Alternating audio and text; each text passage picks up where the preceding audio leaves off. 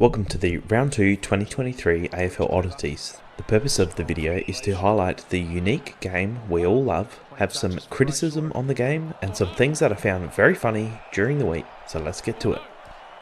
Either someone at the Gabba didn't pay the power bill, or Brisbane Lions have a problem with the power 2 weeks in a row.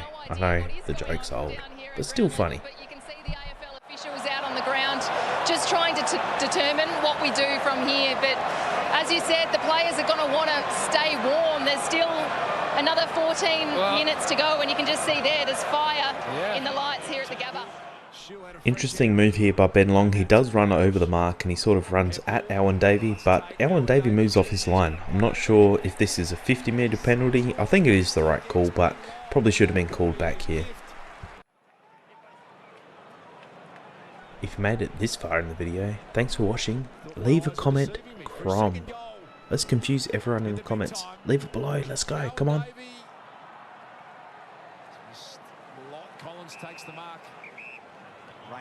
After the lights come back on, Bailey Fritsch takes a mark, falling on his bum, and then eventually shanks the kick. This allowed Melbourne to come back, as we all know, and made the game very interesting. I don't know if the lights sort of affected him or not, I don't know. Why in the world did McCreary pass this ball? He could have easily taken a shot at goal. He passed the ball to De Goey, and I'm sure he wasn't expecting this pass, and that's probably why he shanked it.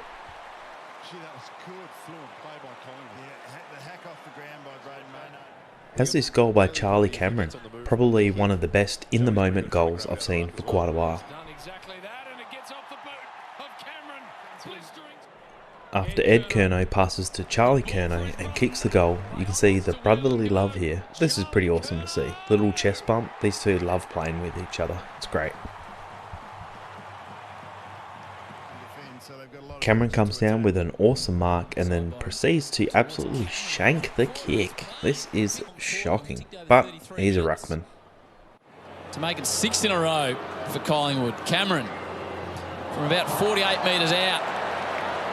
It's about the first mistake he's made, but it's a pretty big one. I was very surprised to see that Dougal Howard didn't even get a please explain for this. He clearly goes knees into Aaron Norton and then hits him with a foot to the face, and nothing came of this. Very strange.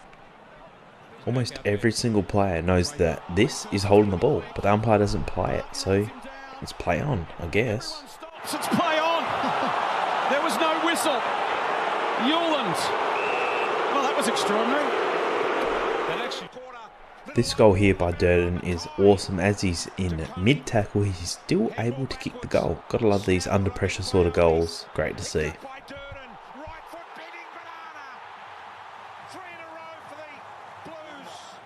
Watch old boy Gunston break Petty's legs here. This is a basketball move. Gunston's got the pocket here at the moment.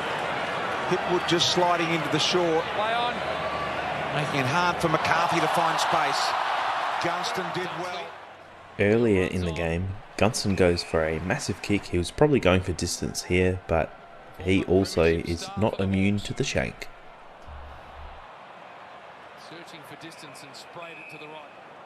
Harry doing Harry things. He's also not immune to the shank disease that is prominent in the 2023 season for some reason. It's gone a long way across the face. In fact, it's missed a lot. Isaac Heaney thinks he's John Wick or something, I don't know. Does he even? He tries to fend off in mid-air and gets called for holding the ball. I don't know what the hell he was thinking here. Jack Bowes, the big import to Geelong, has a set shot at goal when they are just 15 points down. He takes a set shot at goal and somehow absolutely shanks it massively. After this, Geelong were no chance. Jam this through. Oh, never ever got it going right. Rochelle makes it look so simple. All he has to do is fake one way, go the other, and kicks the goal. And how's the celebration? Gotta love it.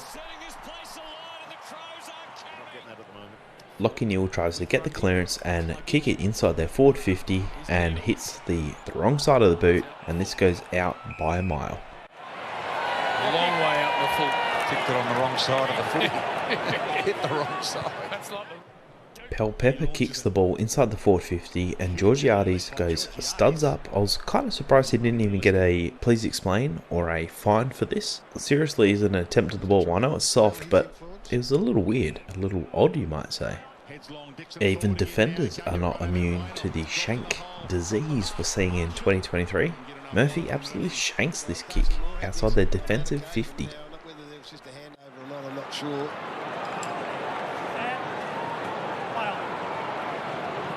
Well, Murphy shanks it off the instep. As we know now, Broad was given 4 weeks for this sling tackle. Oddly enough, 2 years ago this was probably just 1 or maybe even 2 weeks. Is this all related to the CTE and head injury lawsuit that the AFL are facing at the moment? Interesting.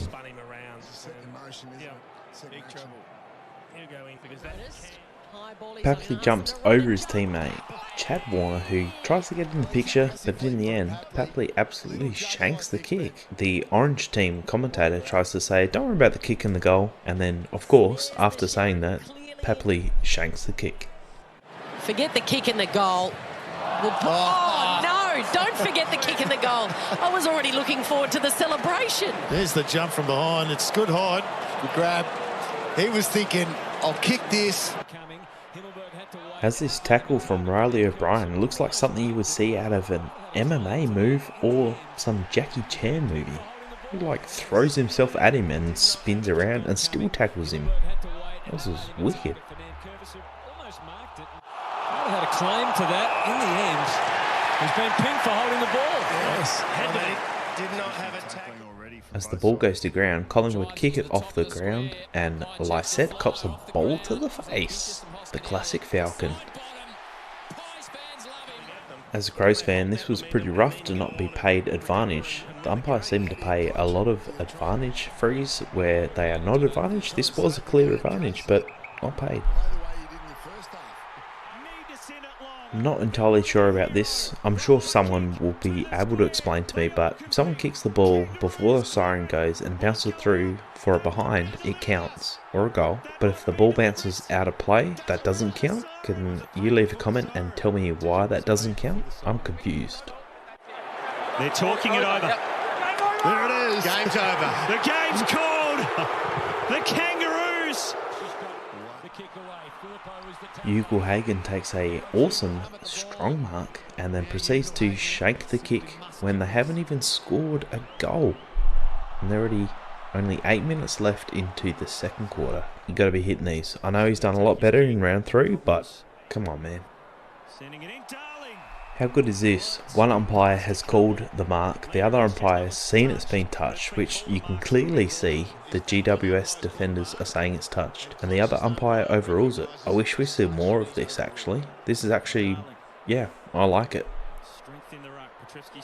You can see so many players think this ball's gone out. Watching the replay, I don't think it actually does, but you can see McStay does the right thing, picks the ball up, takes his time. Umpires don't call anything, so play on, I guess. This is the definition of odd. Dacos. Clever to Pendlebury. Nick Dacos arches his back. Josh kicked the last one. Nick Dacos this time.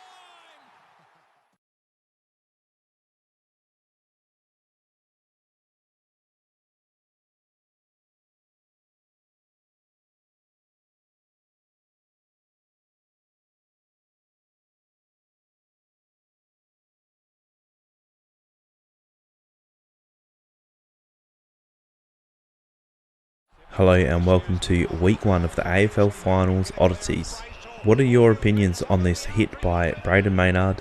Do you think there is anything that he could have done differently to not injure Brayshaw? I also hate it when they slow everything down because it makes it look a lot worse if you play it in full speed. Maynard doesn't look like he's trying to clean him up, he's just bracing for the impact. In my honest opinion, I don't think Maynard has done anything wrong. The only thing he might have been able to change is that he could have jumped straight up to try and smother the ball. But you know, in hindsight, he probably would have wanted to do that, not to injure his friend. But at the end of the day, I think he should be free to play. You just gotta love the commentator's curse. Can't see him missing this. Only 25-30 out. Oh, no. Nice work, Dave. Second set shot miss. This has to be the worst shank I've ever seen from Bailey Fritsch here.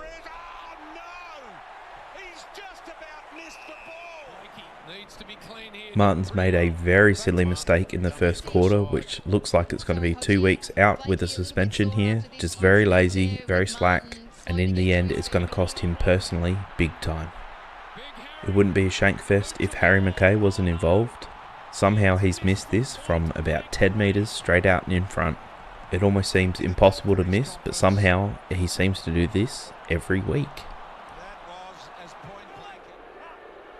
Todd Marshall's probably had the worst shank of his entire career here. I'm not entirely sure what's gone wrong with him, because he used to be an absolute sharpshooter, but for some reason now he seems to be shanking them all the time. No, this is not a glitch in the Matrix. This is Marshall shanking the kick yet again. Maybe the nerves just got to him a little bit too much, because these kicks were absolutely dreadful. Bailey Fritsch has paid a free kick and his teammates, looks like Langdon, plays on and he takes a running shot at goal and it doesn't go through. If you're going to take the set shot away from one of your key forwards, you have to make sure 100% is going through for a goal. Otherwise, you absolutely deserve to be roasted for this.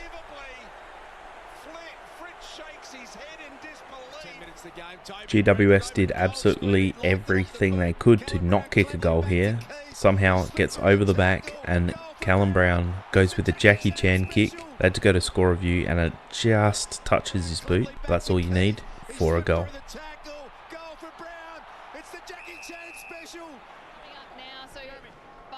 I think the Brisbane Lions defender here does sort of flop a little bit, but this is just totally dumb by Butters. You don't need to be doing this, especially not in a final. Just pull your head in. You don't need to be suspended for this. These players know what's at stake. They just need to pull their head in a little bit and just don't do silly stuff like this. It could have cost him and Port Adelaide big time. Bit of an unfortunate sort of hit here from Cox and Clayton Oliver. Looks like Clayton Oliver's running. I don't think Cox leans into it enough to be anything, and the force when they do connect is quite minor. I don't even think it's worth a fine. It's probably worthwhile a free kick, but that's it. Do you think Melican will be in trouble here for this dangerous tackle on Cottrell? I don't think the force is enough to be a suspension. I haven't seen if they've released it yet, but I'd hope this isn't anything. I honestly don't watch a huge amount of Jesse Hogan's work, but I don't remember him having this little stutter step in here, which in the end he completely shanks the kick. Did this stutter step mess up his kick, or is that how he always kicks? Let me know in the comments. It's almost like it comes to finals time and Jake Lever's mind just turns into mush. He just gives away a very obvious free kick here. He knows he's got another teammate defender next to him, but for some reason he just completely bowls over his opposition and gives away a free kick inside the forward 50. I have no idea what goes on in his brain. No, I didn't miss it. Harry McKay takes a mark directly out in front, probably 12 to 15 metres out at the absolute most, and somehow he misses this one as well. I have no idea how this guy gets a game. I really wish the AFL would dish out more staging fines. I'm glad he didn't get a free kick for this, but this could change a game, change the momentum in the game. And I think a flop like this is just such a coward act. They should fine the players for this crap. These last 3 minutes, Petrarca, he has really started to live for Melbourne. It's too bad we don't have Shackton a full here, because always would be the #1 draft pick. I don't know. This was just absolutely mind-boggling why you're that close to goal and trying to handball it to Curnow. I guess Curnow did sort of look away at the last minute. Luckily, Always was able to grab the ball and kick the goal in the end, but man, this could have been so embarrassing. I just found this one a little bit funny. Petrarca's dropped the ball, maybe a little bit too far away from his boot, or he's changed his mind. I'm not entirely sure what happened, but you can see he sort of second-guessed his kick. And in the end, does this count as a disposal? Because his foot kind of does touch it, but it's not a proper kick. I say no disposal. How's this goal from Rosé? You can see that he's sort of darting around, looking for somewhere to kick the ball, probably to a teammate, but he decides that there's no one else on, so may as well have a ping at goal, and it goes straight through. This is pretty good for someone who's sort of changed their mind at the last minute and kicked it from outside 50.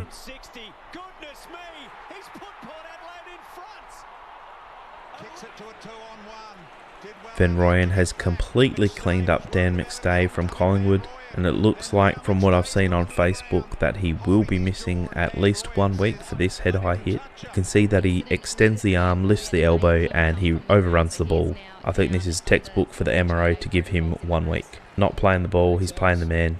1 week, 2 weeks, I think is fair.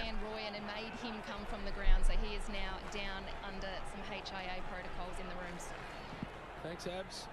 It's been a physical encounter so far. After the Brayshaw incident, Jack Viney was absolutely livid with Braden Maynard mostly, and you can see he's just taken out some of his frustration on him. They go to ground and this causes a little bit more of a fight, so I probably expect Viney to cop a fine for this one.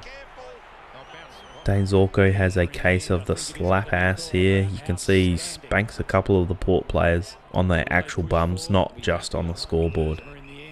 And yeah, that's it for this week. Thank you very much for watching.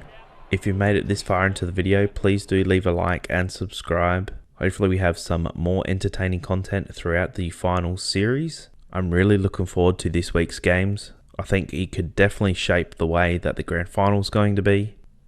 If you've made it this far into the video, leave a comment with your favourite team who you think is going to win the AFL grand final.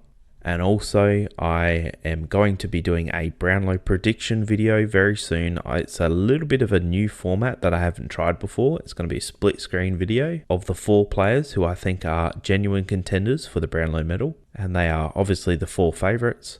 But I'm hopefully going to be going over the 1 to 5 round, 6 to 10 and so on. Each round and how I think they performed, where I think they will get votes.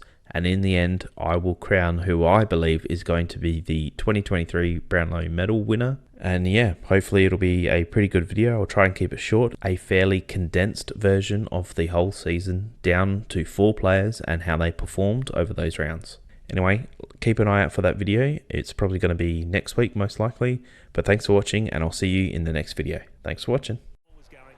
Welcome to round 24 oddities. There were quite a few shanks this week and I'm going to show you a couple, and you leave a comment below and you let me know which one you think is the absolute worst. In this first one you can see Joe Danaher misses completely out in front from 15 metres. How does this even happen?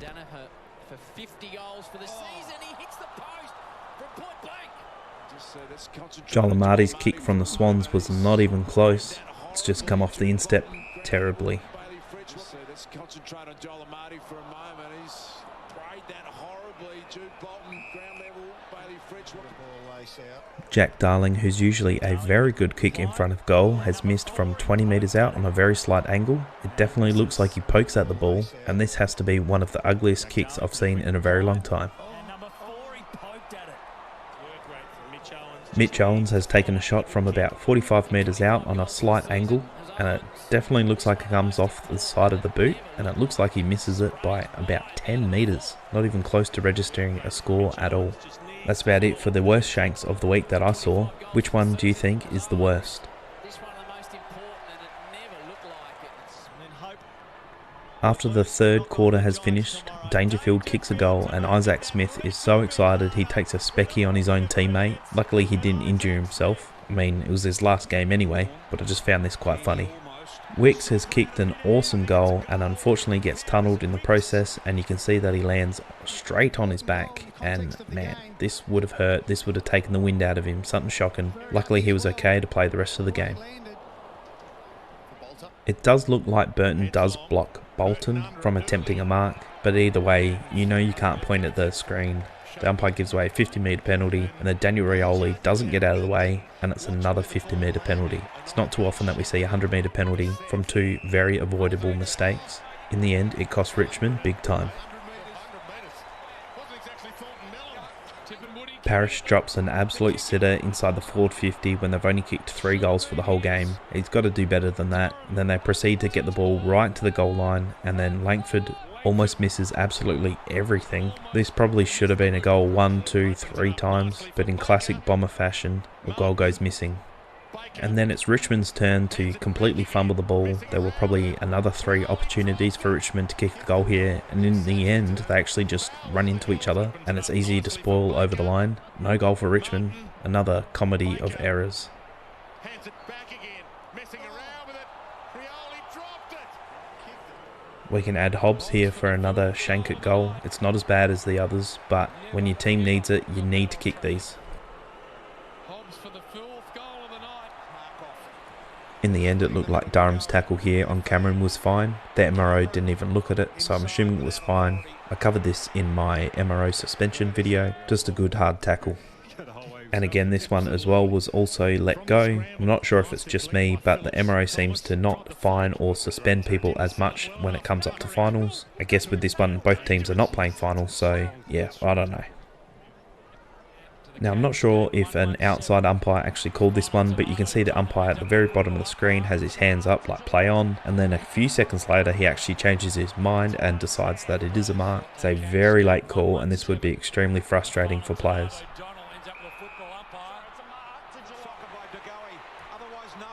This clip here, it almost felt like deja vu. Redmond gets Ginnivan high, but this time he gets the free kick. Very similar circumstances, and you can see Craig McRae is very happy that Ginnivan has finally got a free for a high tackle. He probably did contribute a little bit, but this was definitely a free kick.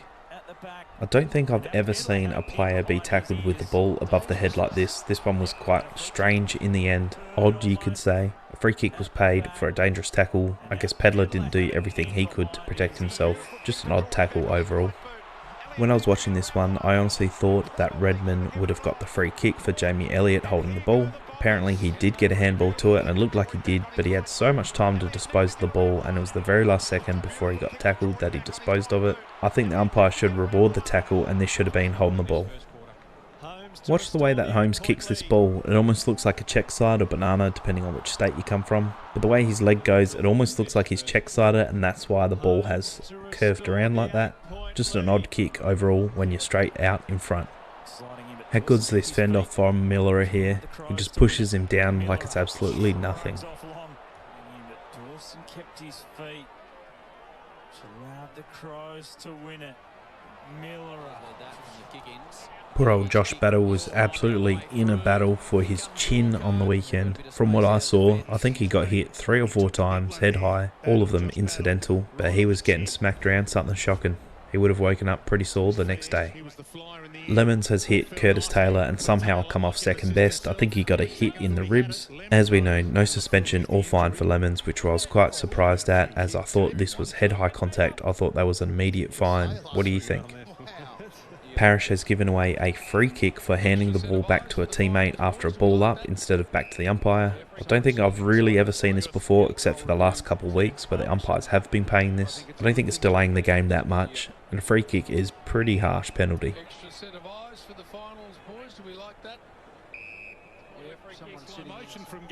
Matt Rowell has the tackle of the week as he absolutely dumps Simpkin down into the ground. This was a textbook tackle, perfectly legal, just a very nice strong tackle around the hips.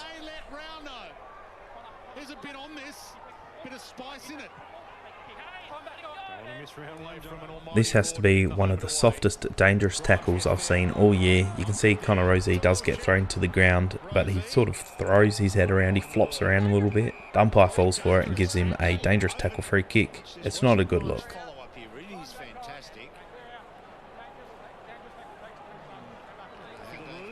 I was actually quite surprised that MRA didn't look at this one a little bit further. As you can see, the North Melbourne defender overruns the ball and cleans up Matt Rowell. We've seen this happen several times throughout the year, and this usually ends up as a suspension, as the person is playing the player, not the ball, and he does clean up Matt Rowell. Luckily, he's tough. I'm not entirely sure if it does hit him in the head or not, but I'm just very surprised that MRA didn't even look at this one.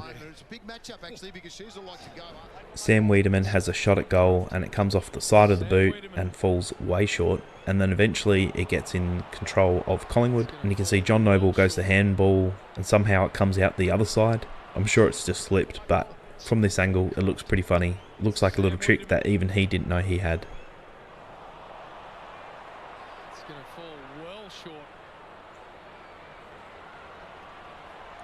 Marcus Winderhager has an awesome save here. You can see he comes off his man and he knows Joe Danaher is most likely going to kick the goal, and he dives for the ball and he smothers it. Goes through for a point. We don't highlight the defensive plays enough, so well done to him. And that's it for this week. Thank you so much for watching throughout the season. I will hopefully be doing individual videos on the matchups for next week. If you've hung around this long, then please do subscribe, leave a like and leave a comment. and let your comment be who you think is going to win the 2023 AFL Grand Final. And again, thank you very much for watching.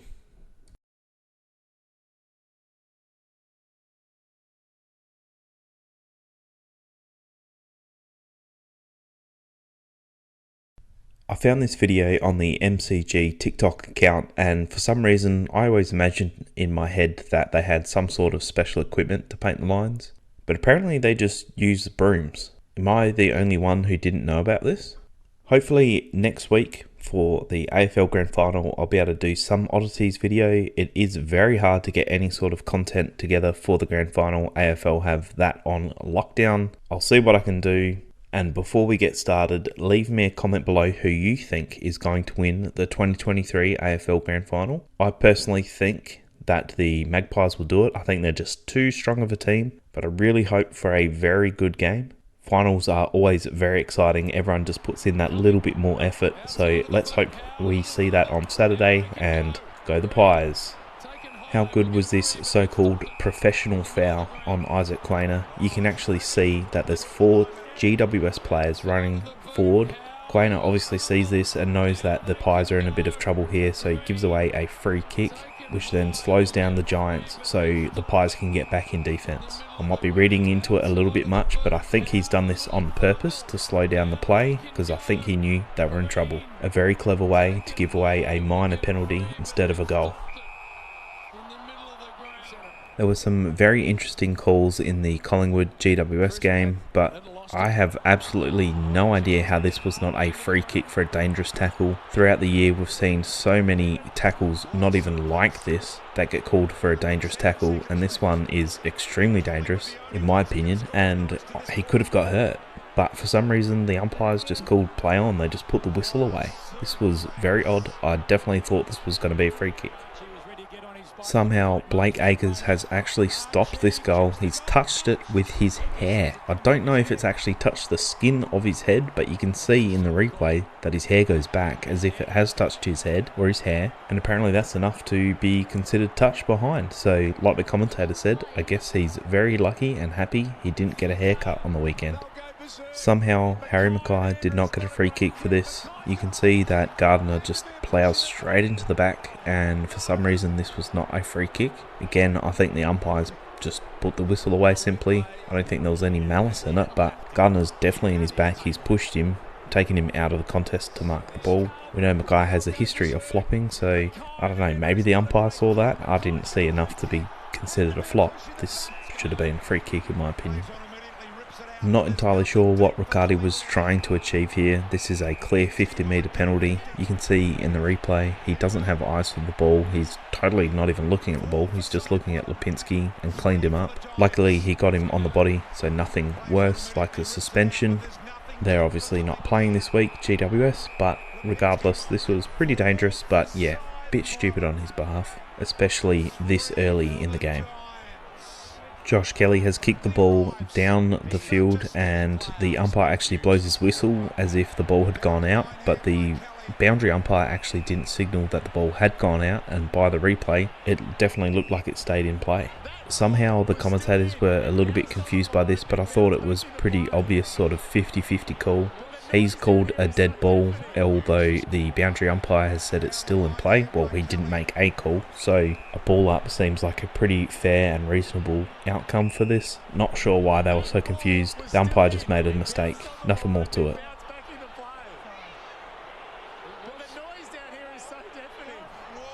In the first quarter, you could definitely see the Pies were playing with so much more intensity than the GWS Giants. They were very physical. You can see this is in the first 13 seconds that Whitfield gets cleaned up. The Pies definitely went out there with a motive to make sure Lachie Whitfield didn't get out and didn't have a good game. And I think they did that pretty successfully, and you can just see right from the get-go, they just would not allow Lachie Whitfield to have any sort of influence on the game. Somehow Charlie Cameron has missed this set shot. He goes around the body. I mean, this is what he usually does, but for some reason he has just left it well short. He's probably kicked it only about 20 metres. Somehow it doesn't make the distance of the goal. He's obviously miskicked this. It looked like it was going through for a point, but very strange from him. Again, of course, the commentators are saying how important this kick is, and it looks like Chera just tries to kick too hard through the ball. You can look at the scores and see how important this kick was, and somehow something that is a very regular kick for a professional AFL player, somehow he misses in a very crucial moment of the game. It only took the Pies 2 minutes to kick the first goal, and the chant of Collingwood came out straight away, and you can just hear it is deafening. Even on the TV, I wasn't there obviously, but it was so loud. So if you were there, let me know in the comments below what it was like to hear that chant.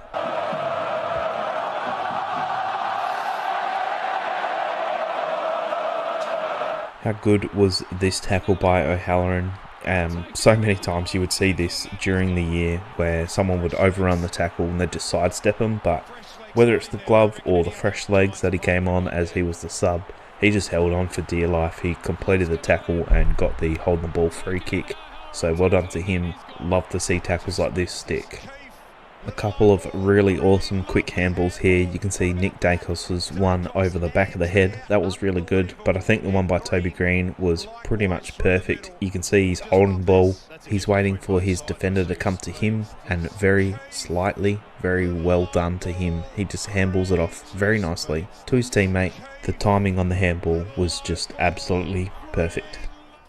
I thought this was another very strange decision by the umpire. There's so many times where the player will take advantage, and then you can see after that handball's taken, the umpire will call it back because he realises that there is no advantage. Lachie Neale does play on, so I guess yes, he did decide to take the advantage, but so many times during the year and previous years, the umpire will call this back, as there is no true advantage to the Brisbane Lions. I guess Lachie didn't know whether they got the free kick or not, so he was just trying to get the ball moving, but in the end, this cost them. Pendles has dropped the ball after he's obviously changed his mind in what he wants to do, but being Pendles, he's just so smooth, he makes it look like he's done it on purpose. Sam Walsh was given a 50-metre penalty for a defender encroaching the mark, and as you can see, Zach Bailey refuses to get out. You hear the umpires say, get out the way, and he doesn't, and somehow this wasn't another 50-metre penalty. I don't know why Zach Bailey has to run in that direction. If he's not standing the mark, he should be out of the way. I know another 50-metre penalty is a pretty harsh penalty, but get out the way. He knows the rules. And for some reason, this wasn't another 50-metre penalty. What are your opinions on that one? Do you think that should have been another 50-metre penalty? It looks like they had the apprentice on the siren button at the Gabba on the weekend. After the Lions won the game, it sounded like the siren was on for a clear 50 seconds or something. Not sure what happened there. Maybe it broke. I don't know. Just a little odd. And then on the other hand, you have this decision by the umpire, which was, I thought, a very fast decision against Hipwood. I don't know if he had full control of the ball before it was knocked out in the tackle, called holding the ball, and as the umpire's blowing the whistle, Starcevic kicks the ball away, which is a 50-metre penalty. Seems like a pretty harsh sort of penalty compared to what we saw over the weekend. I thought that one was a very fast decision by the umpire, but in the end, I guess it didn't have that much toll on the game. Anyway, that's it for this week. Hopefully I can get you something over the AFL Grand Final. I'm not entirely confident in my pick of the Pies. I kind of do hope that the Lions win it, because that would be a massive, massive month for Lachie Neale. As you saw at the Brownlows, he was only drinking the water. So if he's won the Brownlow, and if he wins the premiership, good luck to finding him for the next month. He will be going absolutely wild. Anyway, thank you for watching the video. I'll see you in the next one. Hi and welcome to Round 1 2023 AFL Oddities. This year I'm going to run the Oddities a little bit different than last time. I'm going to try and explain a little bit more as to why I think this is odd or a weird situation in footy. More so for those new guys that are coming and watching the channel who aren't super familiar with the sport. Let's hope we can get them on board as well. Let's get to it. Oscar Allen misses the easiest kick you'll ever get in AFL. If I was the coach, I would have dragged him. We're all pretty familiar with this one. Cozzy Pickett hits Bailey Smith way too high and somehow only gets 2 weeks suspension for this. I would have given him 4.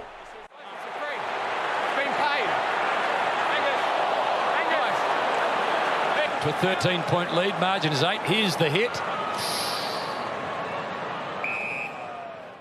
Charlie Dixon gives away a dangerous tackle-free kick and then gives away dissent for abuse of the umpire, and then later another 50-metre penalty. So Daniel Rich has a kick from goal, basically from inside his defensive 50, he gets a 100-metre penalty, and then he's able to kick a goal down the other end. It's often these days to have a ping for goal. Just caresses it through the middle. After Curtis Taylor apparently takes the mark, I think he drops the ball here. He has a set shot at goal, basically 25-30 metres out, and he hits the inside of the post. In a very close game, as the coach, you just need him to kick this goal.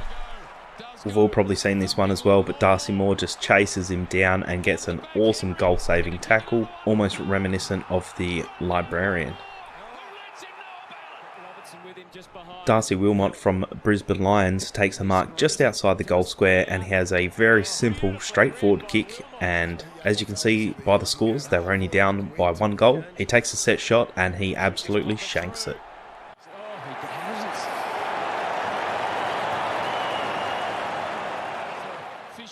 Dion Prestia turns his back to his teammates and says, "No, don't worry boys, I got this," and then proceeds to absolutely shank the kick. This is absolutely demoralising as a teammate when he's trying to boot it from 60 metres out and he shanks it. Just pass the damn ball. Not long after giving away a 100-metre penalty, Charlie Dixon has a chance to redeem himself and his teammates after taking this set shot. He too shanks it.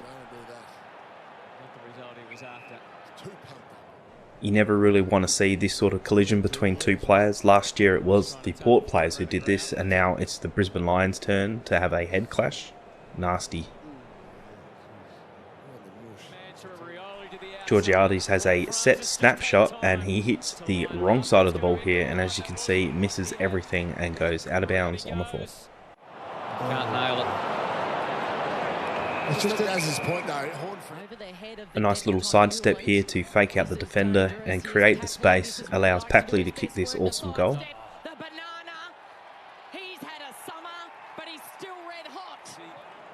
Rioli takes an awesome mark, but as we watch the replay, I don't know, I wouldn't have paid it a mark, but watching it in the first instance, if I was the umpire, I would have paid this as a mark. What a grab. That's why we love the fourth umpire. Hutto, I think he may have paid it.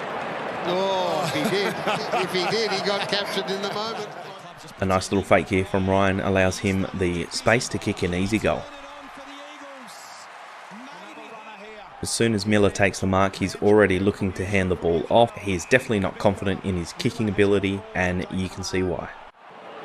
To make it 2 in the second for the Tigers and get it back to an all-square game. Richo did warn us. After celebrating a Silvani goal, the runner has to watch out and duck for cover here.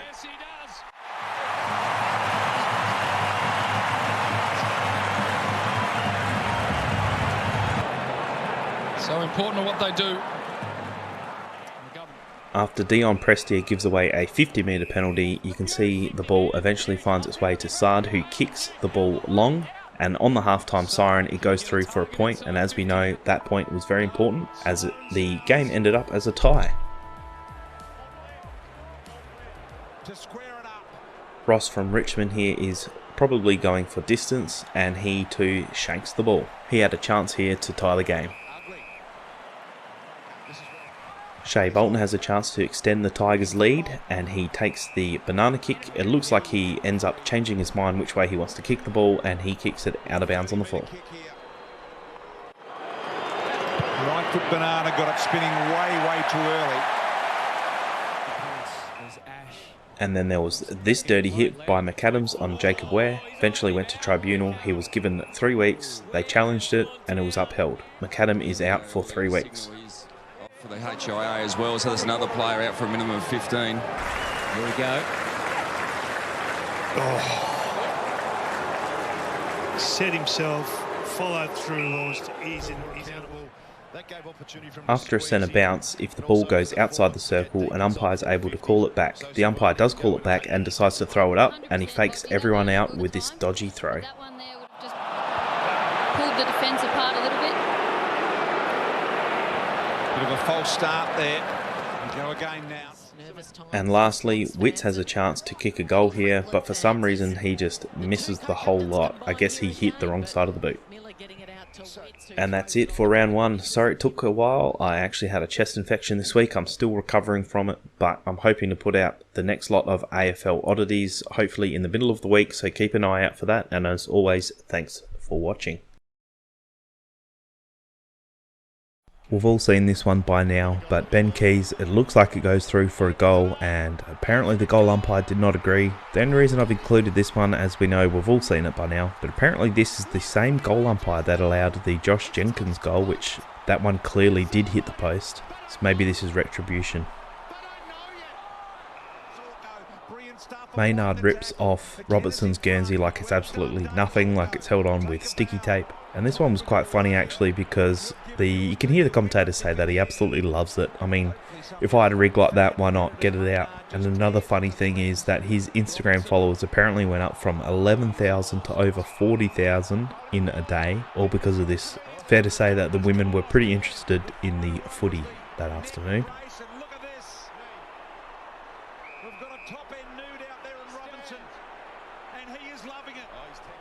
It looks like Ben Keys is telling you to subscribe if you're new to the channel.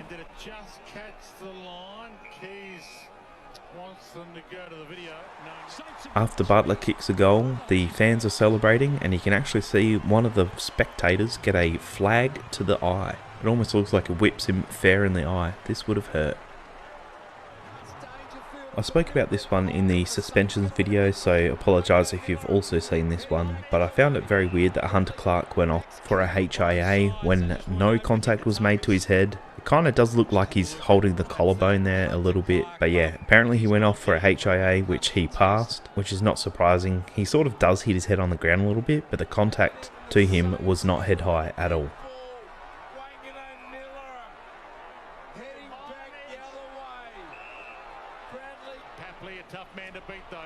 These next two clips between Papley and Keane from the Swans and Crows respectively, I did speak about in the suspension video again, but I think it's worth noting that this flopping is, I don't know, I hate it in the AFL. They're clearly flopping, trying to get a free kick, or staging, the AFL call it. You see this in sports like soccer. This is not soccer. Can we get rid of this? I would really love to see fines issued for this to try and stop players trying to milk these stupid frees. Just stop it. You look pathetic. Not once, but twice the Freo Dockers have kicked it straight into the Port defenders. The first one by Sam Sturt was an absolute stinker, and the second one, I guess it was under more pressure than the first kick, but they just have to kick it over the defender's head, and this was an easy goal. 2 in a row.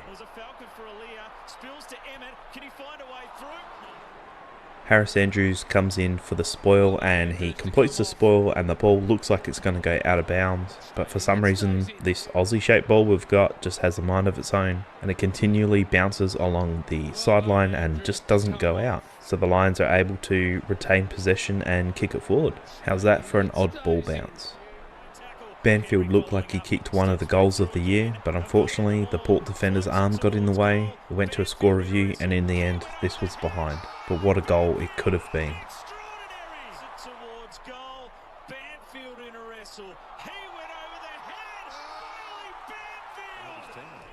Surely this goal by Butters is not something that they consistently train, but it looks like he's done this quite a bit, probably at training, just mucking around. He kicks the ball over his shoulder and it goes through for a goal. If they tried this 100 times, how many times do you think it would go through for a goal? Again, I spoke about this one in the suspensions video, but do you think this was worth a fine, not a suspension? I'm not entirely sure about that. Another odd one are Liam Stocker's tattoos on the back of his leg. Can anyone make out what they are?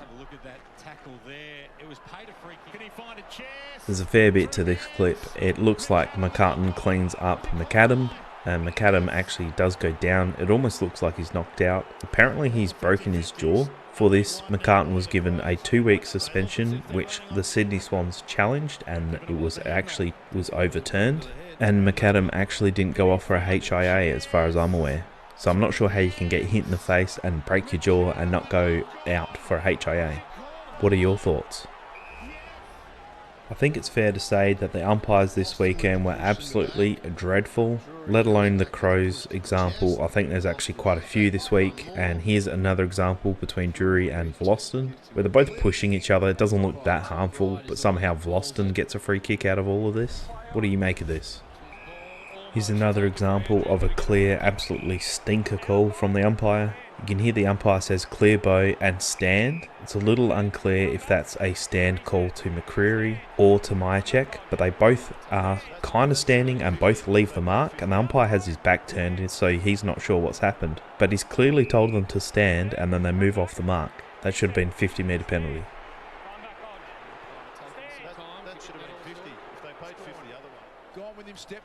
And another stinker here from the boundary umpire. You can see Viney has 2 feet over the boundary line and the ball's on the outside of his body on the outside of the line, but for some reason this was not called out, and I think there's no excuses. The boundary umpire is right there. He should be able to see on the line that the ball is clearly out. Jack Viney's out. I know it's not the body, it's the ball, but he's got the ball in his hands and he's outside of his body. This is clearly out of bounds. Another terrible call.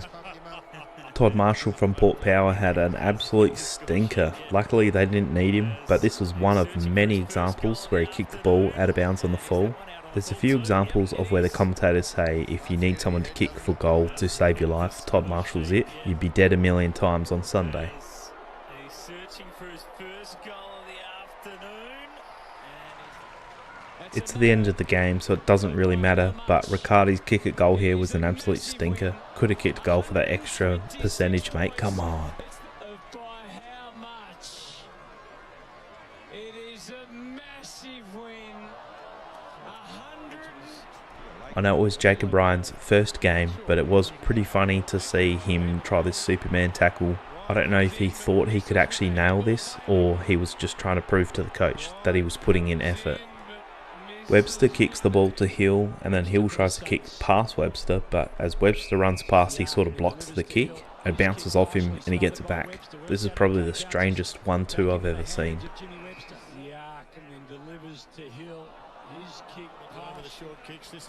Rankin proves yet again that he's probably one of the best small forwards in the game at the moment. I might be a little bit biased being a Crows fan myself, but this kick here is really hard to do, and he's just got it absolutely perfect.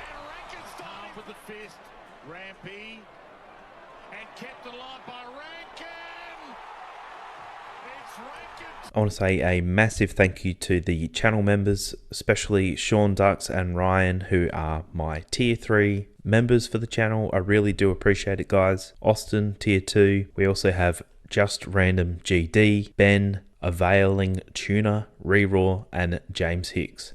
I really do appreciate the support. If you would like to support the channel, click on the link below. Join to become a member. It helps me out massively. I really do appreciate it. And anyway, that's it for this video. Thank you for watching, and I'll see you in the next video. Now that the Crows are out of finals, who should I go for? I'm hoping to have a little bit more time on the weekend, so hopefully the next week's episodes for Oddities will be a little bit longer. Anyway, thanks for watching. Let me know your team, who I should support next week, or more so in the finals. Thanks for watching. The purpose of these Oddities videos is to criticise or review the game, to provide some parody or satire about the players, the umpires and the game in general. I just hope that you guys enjoy this content. Please leave a like and subscribe. Let's get to it. Our favourite commentator is back with yet another blunder. I get their names confused sometimes too, but one's a forward, one's a midfielder. I don't know, it's always funny. Charlie, he snaps, and Charlie is out of sorts. In fact, it's McCluggage, rather. The way the suspensions are going at the moment, I'm surprised Darcy Fogarty didn't get a fine for something like this. To the pocket, no good. Curnow fills the hole in front of Fogarty, and Newman needs to be... Hugh McCluggage kicks the ball in towards Eric Hipwood, who takes a kick at goal and absolutely shanks it. Eric Hipwood. And we're right behind him as you are at home. And he left that far too far to the right off the boot.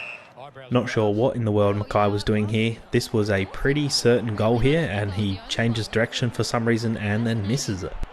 Mackay must finish. Wants to bend it through. Oh no. Absolutely stretched to the max, De Koning taps the ball back in play instead of rushing it for a behind. Ben Keys gets the easy tap and goal. This is an absolute coach killer. And the finisher? No, didn't have the penetration, but there he is again! This was highlighted in the suspensions video, but I'm not sure what Jack Silvani was trying to do here. I guess he was holding him up, he knew he was going to give away a free, but he just clearly kicks him right in front of the umpire. Very strange.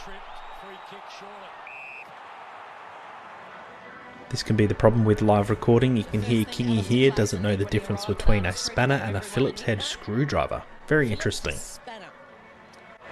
As in Phillips head? No, because every time he talks in a team meeting, he throws a spanner in the works. Oh, there you go. He's quirky, supposedly. Had you clarified that for a skill. Phillips is spanner. As in Phillips head? No. This is the best thing about local footy. You can hear the advice from the crowd from a mile away. Back in the hole. Brilliant grab. Gee, that's good running from Goldstein. Yeah. It's out wide. Nathan Murphy from the Pies, who is a defender in his argument, gets a 50-metre penalty and a shot at goal, and he just absolutely floats this one through the air and shanks it. To Nathan Murphy. Just on half-time. And we don't even need to say it. Interesting to see that Rory Laird got nothing from this, not even a please explain or a fine. I guess he technically didn't make connection, but this was pretty close.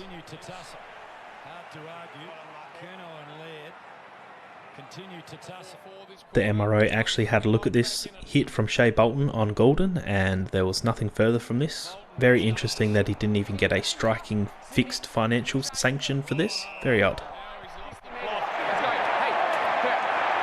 In danger, and that is dangerous. And there's the 50.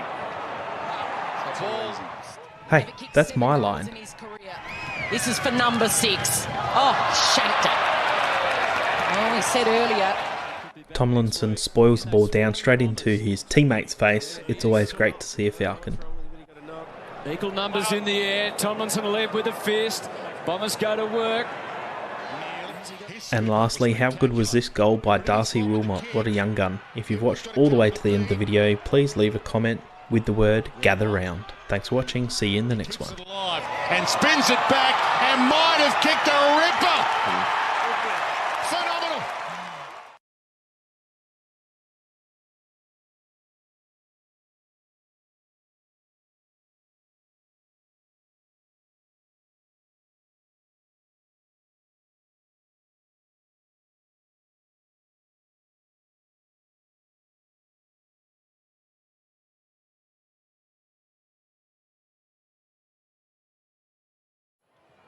Hello and welcome to the Round 3 2023 AFL Oddities. The purpose of this video is to highlight the unique game, show some criticism on some calls made by umpires and players, and overall just to have a laugh at the game itself, as I think some of these plays are quite funny. Let's enjoy. How was this kick from Lukosius? In the end they said he kicked this 73 metres, it was with the wind, but this was an absolute awesome kick. He had the confidence, the umpire did not, but he proved him wrong. Aaron Norton takes a leading mark, probably about 45 metres out, and kicks it from just inside 50, and he absolutely shanks it. And then not long after, he's paid a free kick from pretty much the same spot, not even a minute later, and he lines up to make amends for the last shank kick, and he does the exact same thing, 2 shanks in a minute. So Norton, after missing moments ago, we'll have another look at it.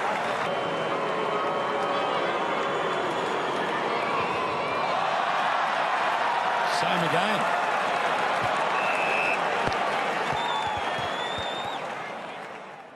Jago O'Meara has absolutely cleaned up Alex Witherden in a marking contest. It does look like O'Meara is going for the ball, but he just misjudges his jump and he collides with Witherden in midair, and unfortunately he's the one who cops the damage.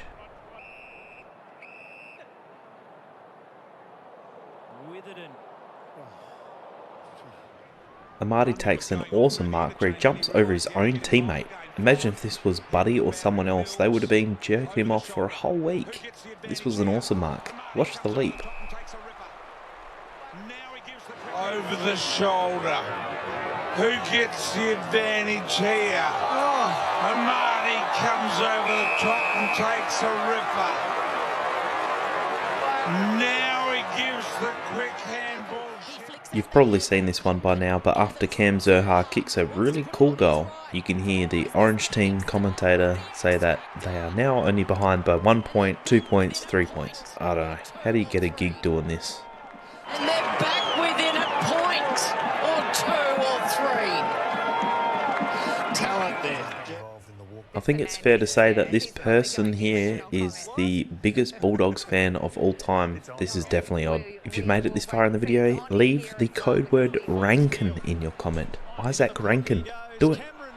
Charlie Cameron is also not immune to the shank disease we've seen in 2023. He completely misses the boot by a mile on this one. Doesn't even go through for a score.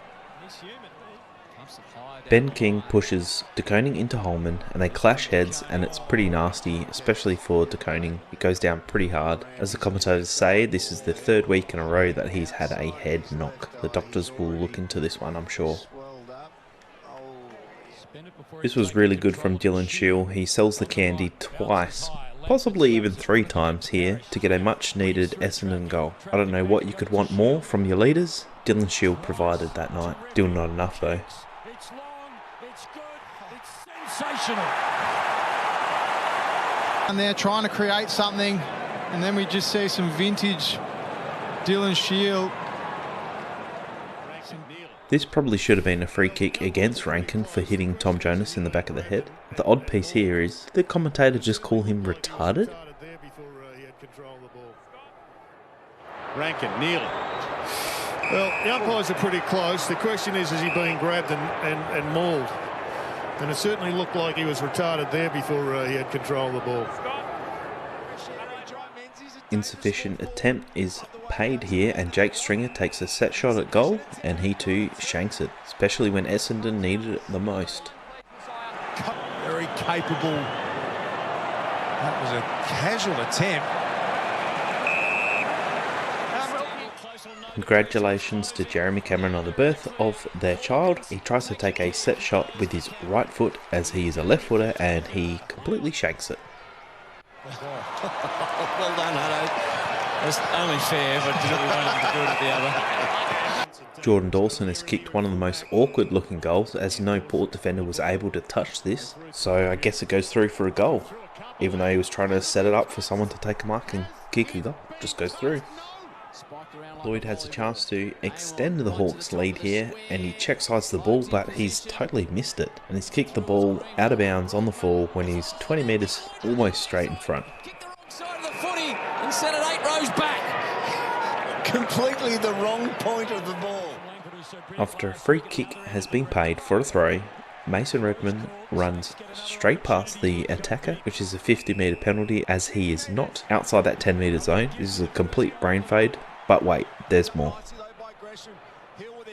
Then Caminiti gets a free kick from Mason Redmond for holding, and then he just pegs the ball back at his chest. This is an easy 50-metre penalty from the umpire. I don't know what the hell he's doing here.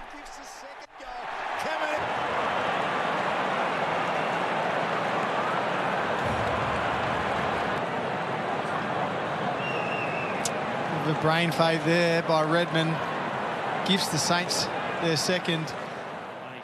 After Frederick kicks a goal, he does a backflip. Don't you just love to see the athleticism of some of these guys? It's pretty impressive. And enjoying all the celebrations. Oh! How about that? Free-flowing battles like this.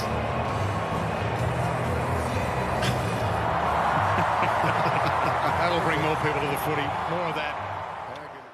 2 kids invaded the field during the showdown. Last time this happened was a man, not 2 kids, but he actually got a 3-year ban from the Adelaide Oval from memory. Be interesting to see what they get. In the first quarter, you'd hope you'd be fresh, but Riccardi should have handballed this one over to Peatling. I don't know why he kicked it, and this is an easy spoil. Just handball it over the top, and this would have been a goal. From Akers, he's hurt himself in a different way now. Probably needed to be a hand pass, not a chip over the top. It hasn't helped Blake Acres' shoulder issues. Gilthorpe has done it again. He's kicked the ball up behind his head. This one wasn't to win the game, but it's still pretty awesome.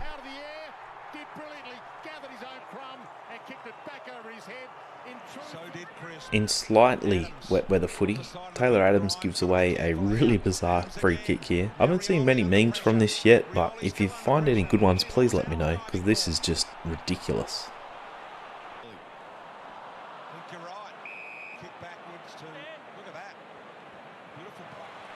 Taranto has a shot at goal here, and he is going for the distance. He absolutely puts everything into the kick, and by doing it, he shanks it way to the left. A little bit of an arc, and then dragged it a long way across. This might be one of the most impressive non-paid marks that I've seen for quite a while. Watching it live, it looked like a mark, and in the replay, it also looked like a mark too. Wasn't paid.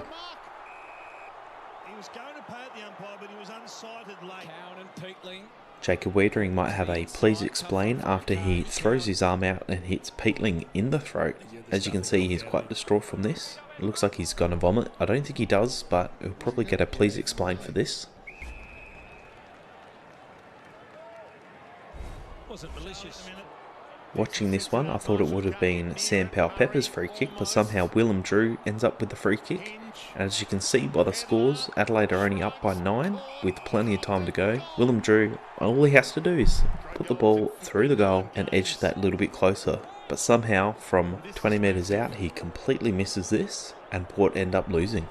And that's it for this week. Sorry if I missed some stuff. Please let me know in the comments below if there was something that I didn't include in this week, which you think I should have in the oddities.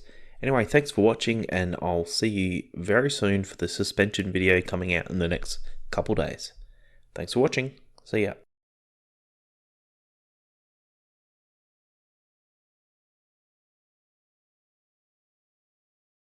Before we get started, a massive thank you to all these people on the screen who have made this week's episode possible. Also, I'm trying to get to 10,000 subscribers by the end of the year, so if you're new here and you like these videos, do subscribe. Let's get to it. I actually tipped Geelong to win, and when I saw this, I thought he was definitely out of bounds. And watching the replay, I have no idea how both of these umpires missed this. You could see that they were both right there, but somehow they both missed it. I know we all make mistakes, but this was out by a country mile.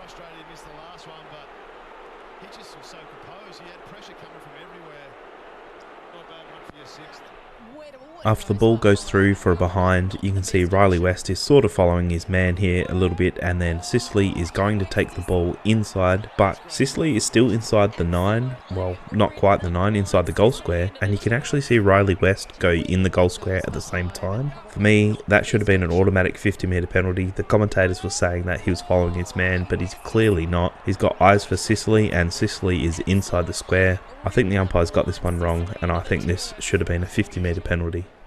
Den Houston takes a mark, and he sort of fakes the handball, and we've seen this throughout the year that the umpire just calls this as play on as soon as they fake the handball. But you can see Josh Kelly, I think it is, runs away from the mark after the umpire's told him to stand. For me, this is either a play on or a 50-metre penalty. I think it's a play on because he's faked the handball, but this one was kind of odd because the umpire actually made Kelly come back and stand the mark again with no penalty either way. This one was very weird to see. Just call it play on.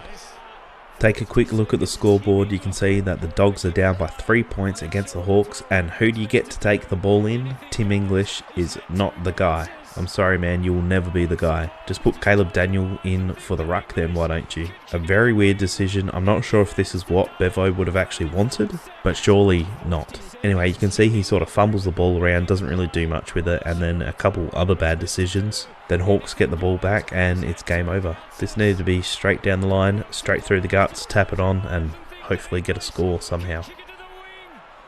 You can hear that there's a free kick that is paid to Melbourne for a dangerous tackle. You can also see that Razor Ray is right there, and he doesn't call it a dangerous tackle. He can see the play right there, but apparently this was called by an umpire who was 60 metres away. So I'm not sure what he was seeing that Razor couldn't from 5-10 metres away, but the umpire from 60 metres away could apparently see. You can see Ray's looking around for like who called this, because he clearly didn't, and he's confused. In the end, Melbourne free kick. You can see that all the players are in the centre square ready for the first bounce of the game. The umpires are there, everyone's ready to go, but for some reason the West Coast Eagles are getting clarification on Brady Hugh. It was apparently a very late out due to illness, and for some reason this delayed the game by quite a few minutes. I guess they were determining if he was classed as a player or not, as he was a late withdrawal, but very weird to see a club doing this in the very last minutes, seconds before a game is about to start.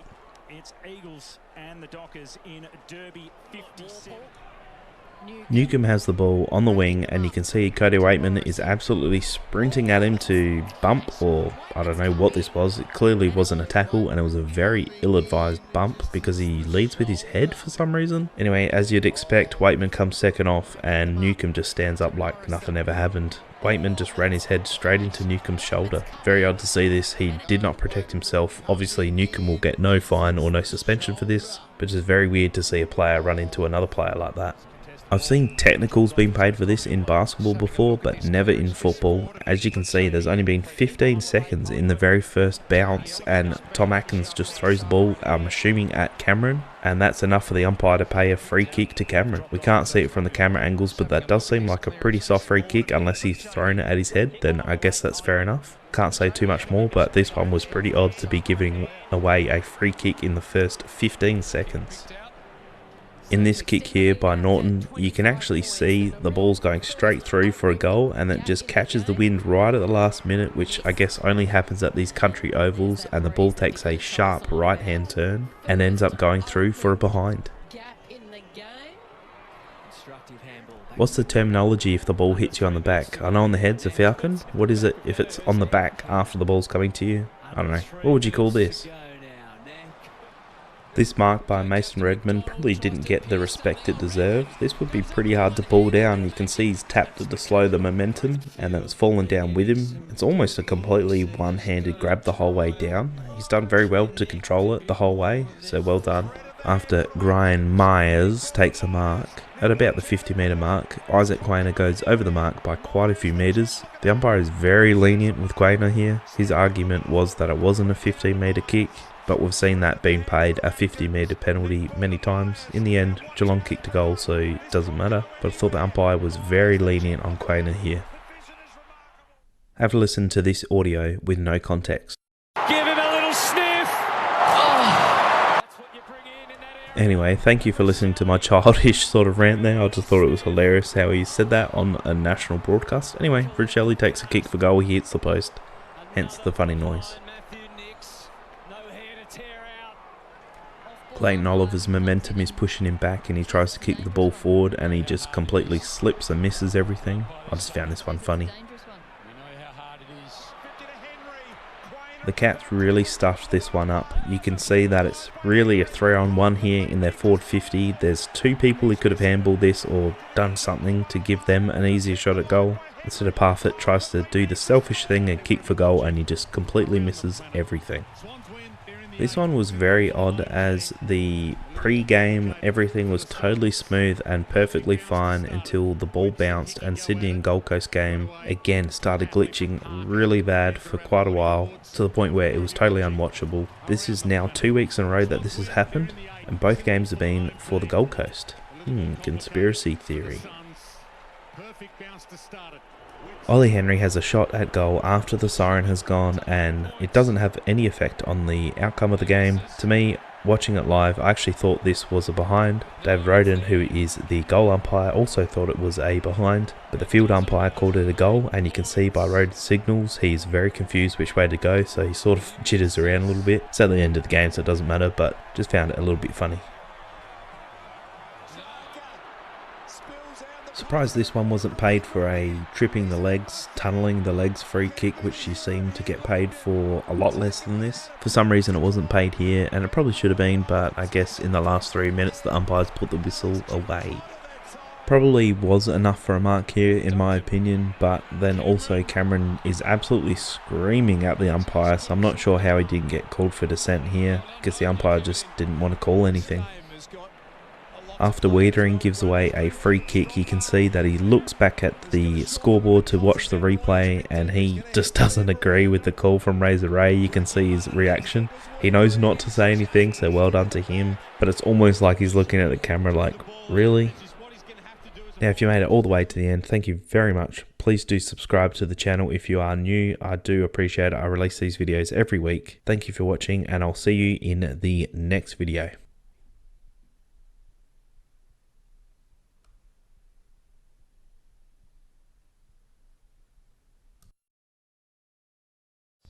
After Port were struggling to clear the ball out of their defensive 50, Lachie Jones finally gets the ball and he has a chance to clear the ball out to get a little bit of reprieve for the defense, and instead, unfortunately, he kicks it straight out of bounds on the full. Now the free kick is awarded to Josh Dacos, who goes back and slots this really hard goal. He's obviously been learning a little bit from Jamie Elliott. A little bit of inadverted head contact here between Dangerfield and Zorko. This one you could almost feel through the telly. It looked like it absolutely hurt. Both came off pretty bad. I think Zorko came off second best. Both had to go off with blood rules. It just goes to show that accidental head contact does happen. I'm glad the MRO didn't look at this one. It's just unfortunate. I reckon for something like this, just play on. A pretty big call here by the boundary umpire, as he says that Alir actually goes out of bounds as he is taking the kick from outside. He actually deviates off his line and therefore he has played on and it's out of bounds, so therefore it's a throw-in. Not entirely sure how much he deviated off of his path here, but apparently enough to call it a throw-in. What do you rate the grip strength of Bailey Smith here? He's held on while he's on the ground onto Caldwell and still dragged him down and got called for holding the ball. That's some pretty superior grip strength if you ask me. I think last week I said that Todd Marshall had the worst shank of the year. I'm not entirely sure if Caminiti here will beat it, but this one is an absolute stinker. What's your opinions on why we're seeing so many shanks lately, and if not this year completely? I feel like there are way more shanks this year than I've ever seen, or maybe it's just because I'm paying more attention to it. What are your thoughts?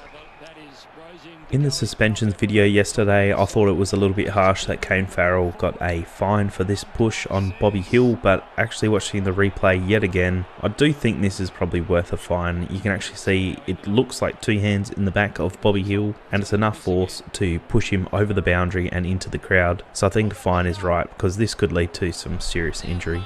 So in the suspension video, we actually saw Ben Ainsworth get a fine for staging. Do you think this one here is worth enough for a staging fine? You do actually see Jack Riewoldt make contact with the back of Sicily, but it's very minor, and Sicily milks it for all he's got. He does get paid the free kick. Watching the replay, this is a terrible decision. The umpire got sucked in. I think if you're going to fine Ainsworth for that, I think you have to fine Sicily for this too. I have absolutely no idea what's going through Josh Ward's head here, but you can see that he almost runs straight through the 50, it's well inside the protected zone, and you can see Warple just put his hands on his head like, bruh, what are you doing? I honestly believe that McGuinness was just chipping the ball forward to play on and then get the advantage of the ball out in front of him. He kicks it a little bit too hard and it goes through for a goal. He's going to claim that he's going for the goal, but I'm not totally convinced. I think he was trying to chip it towards himself so he could pick the ball up and kick a goal, but luckily for him, it went through anyway. Maybe it's because they are ruckmans, but this sort of looked like it happened in slow-mo. Ned Reeves tackles Soldo down to the ground, spinning him, and his head makes contact to the ground. This is a textbook sling tackle, and he got 1 week for it, which I think is fair. The players have to know by now not to do this.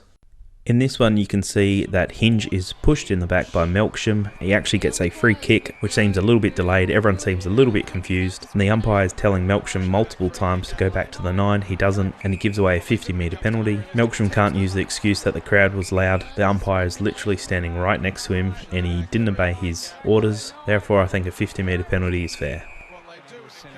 Not much to this one, but there's a marking contest. It gets fumbled, and then it actually gives Phillips a falcon on the way back. Not much to it, just thought it was funny.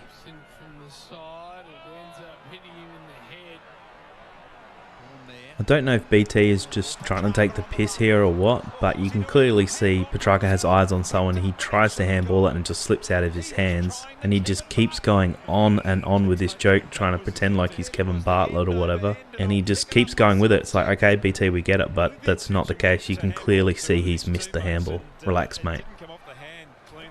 I think we've all seen this one by now, but Rioli just open hand bitch slaps Murphy. He got 1 week for it. If it was a close fist, I guess it's 2. I don't know who makes that call. Just a really weird decision by Rioli here. The players have to know that there's a million cameras on them at any point in time. You can't be doing this and get away with it. Tim Taranto has kicked the ball, and it's not entirely a shank. I think it just didn't come off the boot quite as well as he liked, but it made the distance, went through for a goal, and you can see his reaction. He just cannot believe it's made the distance or the accuracy. He just has a pretty good laugh. It's pretty good to see. A little bit of lazy defense here from the Hawks, but Cochin is able to take the mark pretty much 20 metres straight out in front. He sees that there's no one standing in front of him on the mark, so he takes the decision to kick for goal. It goes through for a goal, but as you can see in the review, it actually does hit the goalpost. If he went back for a set shot, I'm sure he would have kicked it, but for some reason it was a little bit rushed and it went through for a behind. That's just pretty unlucky.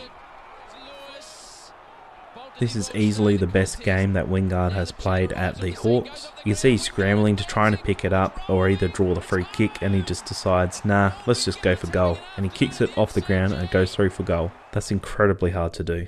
Thank you for watching. That's the end of the oddities. This week was a little bit short. I was away for work, but I'm going to answer some of your phone calls now. So if you'd like to hang around, please continue to watch. If not, thank you for watching. Please do subscribe, like the video, and leave a comment if you like. Let's get to some phone calls. Hey mate, I was just wondering, what do you think the hardest position in footy is to play and the most important position? Thanks again for your call, and I think the hardest position at the moment is the small forward. I think there was a game recently where Cody Waitman had 1 touch at 3/4 time. I think he went the first half without a touch, because if they're not performing up forward, there's not really much they can do unless they have an excellent skill set to get in the mid and get a few touches. And also a lot of players are not kicking it to them on the lead, so they either have to be there for front and centre crumb. If they're not, they get left behind, and then sometimes they get subbed out. I think the most important position at the moment is the running halfbacks. Players like Nick Dacos, Nick Blakey, Dan Houston are very important to their teams as they can get the ball and they can break lines and run. Just breaking that first line can open up the field pretty well, and I think those small defenders that are running halfbacks do it really well, and I think they're the most important players in the AFL at the moment. Do you think Geelong can make finals? And do you think that they can win the grand final? And will Tanner Bruin win Rising Star? Thank you for your call. I do think Geelong will make finals. I think they'll make that 5 or 6 spot there. So yes, I do think they will make finals. I think they might win first week, but then I think they'll lose the second week. They're a strong team. They're starting to win games at the right time of the season, which is very good to see for their fans. But it's incredibly hard to win a grand final outside of the top 4. It has been done, but it's very hard. And no, Tanner Bruin will not win the Rising Star. It'll be Ashcroft or Sheasel, I think. Thanks for your call. Hey mate, Harry here. Firstly, I love your channel and your content. Secondly, can you please just give us some information about you? Yeah, like you seem to know like a lot about footy, and I just really want to know a lot about you. So, thanks. Thanks for your call, Harry. I can tell you a little bit more about me. I probably won't do it in this video, but it's probably a good time to tell you that I'm doing my very first live stream for the Friday night footy game. So be sure to put that one in your notify me, so when we do go live, you can ask me questions and I can talk through the chat. I can also talk through text if you'd like, but be sure to have that one ready, so then at Friday night footy, we can watch it together and we can chat live together. Anyway, that's it for this week. A little bit shorter, but thank you for watching, and I'll see you on Friday night, guys. If you'd like to be in the phone call, call the number on the screen. Hello and welcome back to another week of AFL Oddities. In this first video, you can see Curtis celebrates kicking a goal. It's a very good kick, but only problem is, it doesn't go through. Another case of celebrating too early. To be fair, this is extremely unlucky. 9 times out of 10, these would go through for a goal, but the shape of the ball bounces back, no goal. Very unlucky. What in the world was McLean thinking here? You can see that he tackles Nankervis, he holds on, and I don't know if he thinks he heard the umpire whistle or something, or he's calling for holding the ball like you do when you tackle someone to the ground. Put your arm out to the umpire to say, hey, he's not making a genuine attempt. But he sort of just lets Nankervis go completely, and he kicks it into the forward 50. I really don't know what was going through his head at this point in time, but it is very odd. Poor old Caleb Poulter here forgot that he plays for the Bulldogs now and not Collingwood, and you can see that he's running the wrong way. As the commentators say, you can see that he sort of thinks he's got a clear open space to kick into the forward 50, but you can see his teammates point the other way like, no, we're going this way now, mate. I'd put this down to nerves, and also I'm sure his teammates are going to grill him about this all week. Mason Cox stands the mark, and as you know, he's probably one of the biggest smack talkers in the AFL at the moment. I'm not entirely sure why he is, but he is. And Jamari Ugle-Hagan kicks for goal. He thinks it's gone through, so he goes back to Cox to let him know that he's kicked a goal on him. But again, he's celebrated too early, and unfortunately this didn't go through for a goal. Darcy Moore marks on the line, and it's play on. You've got to make sure these go through first before you start talking smack. Connor Rozee has put his name in the ring to win Goal of the Year. This is incredibly hard sort of kick to do here. You could practice this so many times, but in the game, to kick this dribbler, truly amazing. I don't think it'll win Goal of the Year, but it'll definitely be in the top 3, I think. I still think Ashcroft is going to win. The commentator's curse strikes again. He's just talking up Marshall about how good of a kick he is, and he takes a set shot at goal and shanks it completely. His form. Strange to see those numbers. He's normally, in your mind, more accurate than that. He's kicked 2 straight tonight. Oh, there you go. Wits. A massive congratulations to Scott Emberley from Collingwood, who became the all-time disposals leader in the AFL. What an accomplishment. This is one thing that we all love about the game, is that the shape of the ball can mean that the ball can bounce in any direction it wishes, and as you can see, 3 people overrun the ball here and it just sits up for Tom Hawkins and he kicks an easy goal in the end. I haven't seen the MRO's report yet, but do you think Caleb Serong will be in trouble for this dangerous tackle? He wasn't paid a dangerous tackle on the day, but that doesn't mean that he won't be reported. Liam Duggan from West Coast Eagles has absolutely crunched Cameron here. It looked like a pretty hard tackle, but it was very clean, and you just love this sort of physicality in the game. To me, it looks like both players are holding each other, but Joe Danaher gives away a free for holding here, and you can see that Chris Fagan is absolutely disgusted with the call here. I'm not a lip reader, but you can tell exactly what he said. Very reliant on the short ball. It's a gutsy ball into the middle. It's going to come back the other way. If Bailey can shrug the tackle, when Bailey shrugs the tackle, sends it deep forward. Cameron's out the back. Jamie Elliott takes a mark inside the forward 50 here, and you can see that he puts his hand up to say that no, stop, I'm going to take a shot at goal here, and Keith completely overruns the mark. Jamie Elliott does kind of look like he's about to play on, but the umpire has to call play on. We see this get paid for 50-metre penalty all the time, so I'm not entirely sure why this one wasn't. Keith wasn't in the play. He overstepped the mark by quite a few metres well after the mark was taken. This probably should have been 50-metre penalty, I think.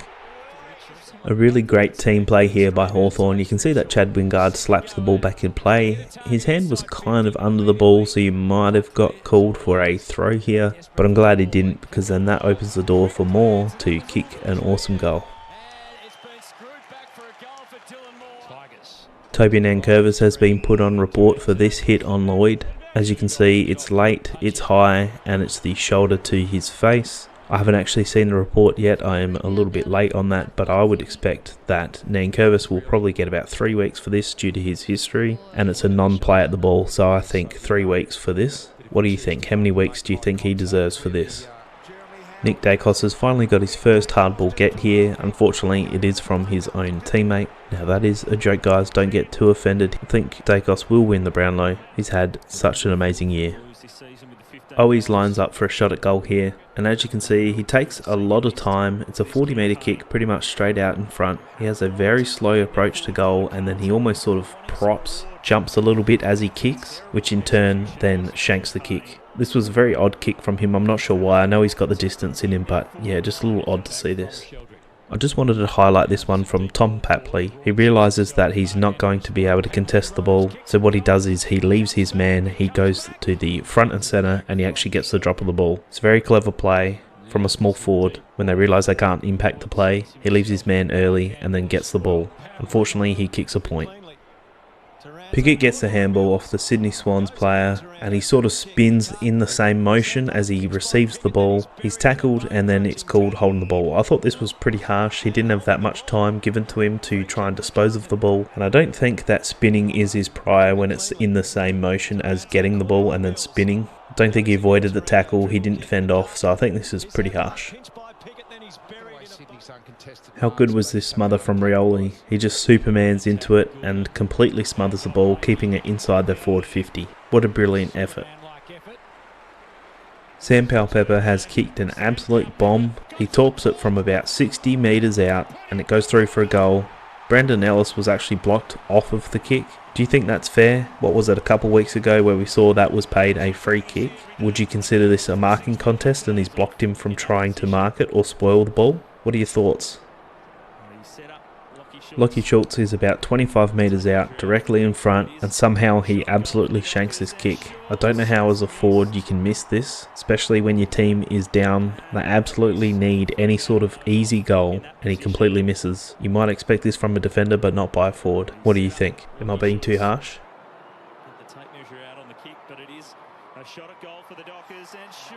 Callum Mills tries to evade some defenders here, and I do agree that it would be holding the ball, but you can actually see that the umpire here, number 21, signals for a ball up, which is the two arms across the front of the chest, but you can hear the other umpires, I'm assuming it's the outside umpires, are telling them to pay holding the ball. They actually get holding the ball in the end, but you can see that the players are quite confused by the call, especially Parker, due to the arm signal that the umpire did originally. Prestia gets the ball and he kicks it inside the forward 50, and Voloston takes a one-armed mark here, which is very good because he's usually a defender, and I think he actually goes through and kicks the goal, which is very strange for him because he's played in defence his whole life as far as I know, so well done to him. Thanks for watching the video guys, and I'll see you in the suspension video very soon. Thanks for watching, bye.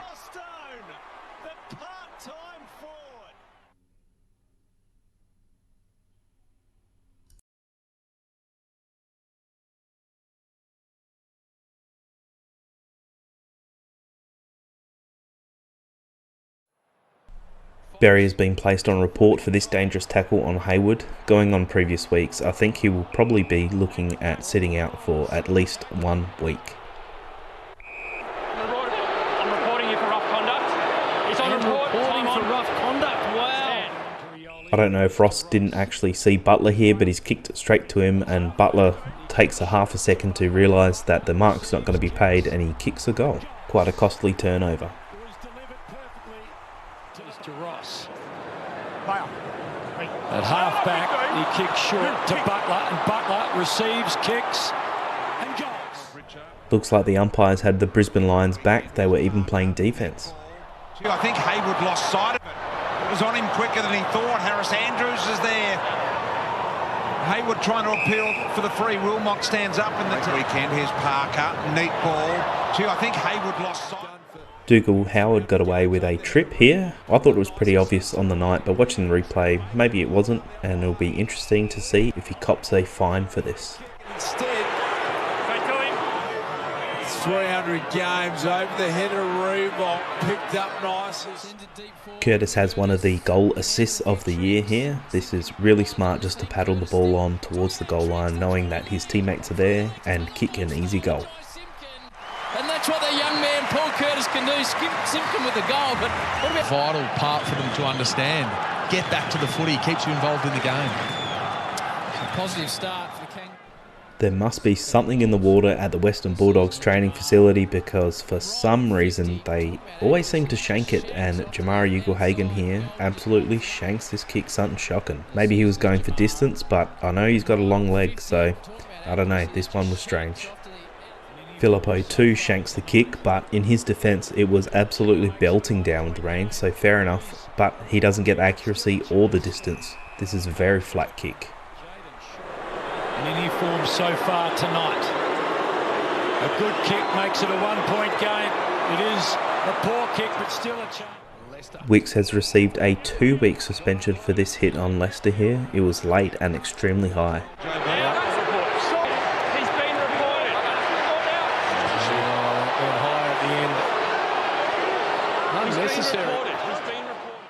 Taron Thomas shows us how strong he is as he just lifts Norton up as if he's nothing. He just lifts him up like it's in the wrestling ring. So deflating when it seems. Wanganeen Miller received a fine for this hit on Dan Rioli. I'm not sure, this is a little bit less severe than the Leicester one, but it's pretty close, and it's interesting to see that that one's worth 2 weeks, but this one is only worth a fine. A bit of an accidental elbow that copped Daniel Rioli, but plenty of time. I'm not entirely sure about this call. Florent gets called for holding the ball here. It looks like the ball's knocked out of the tackle. This happens almost every week and it's not paid holding the ball, so I'm not entirely sure why this one was. And that's it for this week, just a short week thanks to the bye, and I'll see you in the next video, which will be the suspension video, which I assume is going to be pretty short as well. Thanks for watching. If you like this content, please do subscribe and like the video, leave a comment. Cheers, see ya.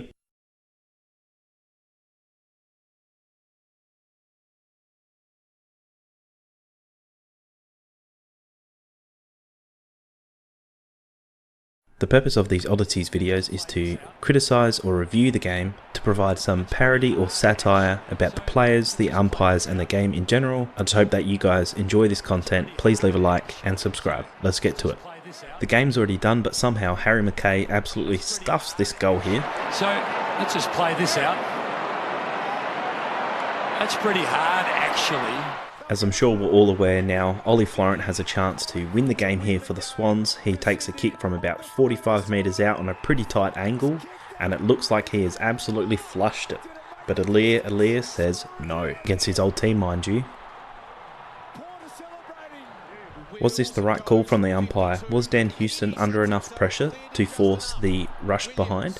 I think this is actually the right call by the umpire here. He's claiming the player's inside 9. Umpire saying you weren't under pressure. Straight to him. On the line. One back on. Lingy, your thought. Medium pressure is 3 to 5 metres. Not the goal square. Yeah. More than 3 to 5. Brad Close ever so slightly taps the ball back inside so Jeremy Cameron can kick the ball inside at the top of the goal square. This leads to a very much needed Geelong goal. In this sequence of play, it looks like the umpire has put the whistle away. I reckon I count 4, maybe even 5 throws here, and the umpire doesn't even pay a single one.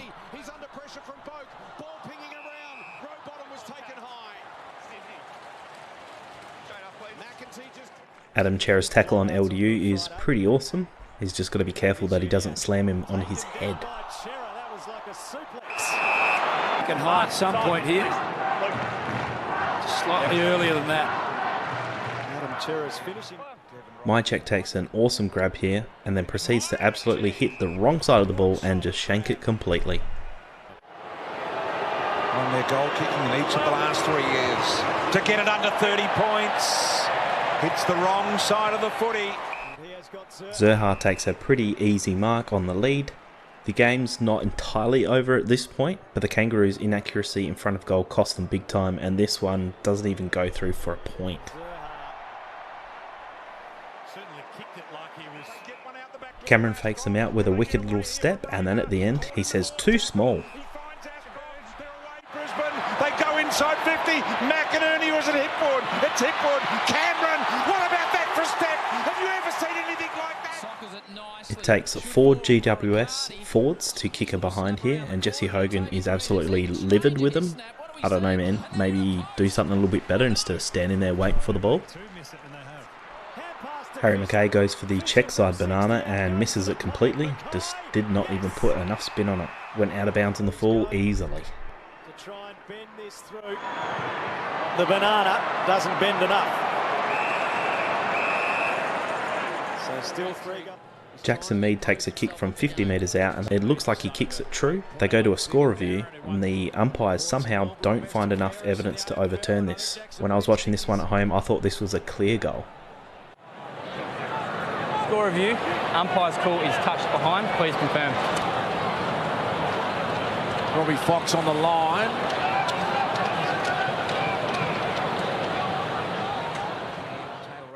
How brave was this from Billy Frampton? He could have got totally cleaned up here. Glad he didn't get knocked out or anything, but this was very brave but also very risky.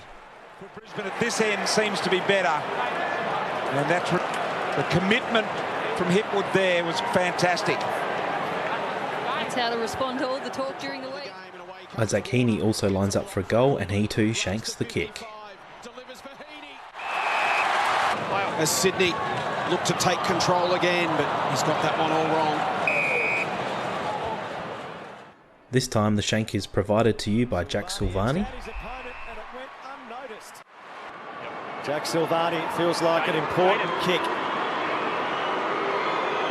The famous number 1 at the Blues has pushed it. Might be a score, but it will be a mark to the 10 match. Mackay bends it through.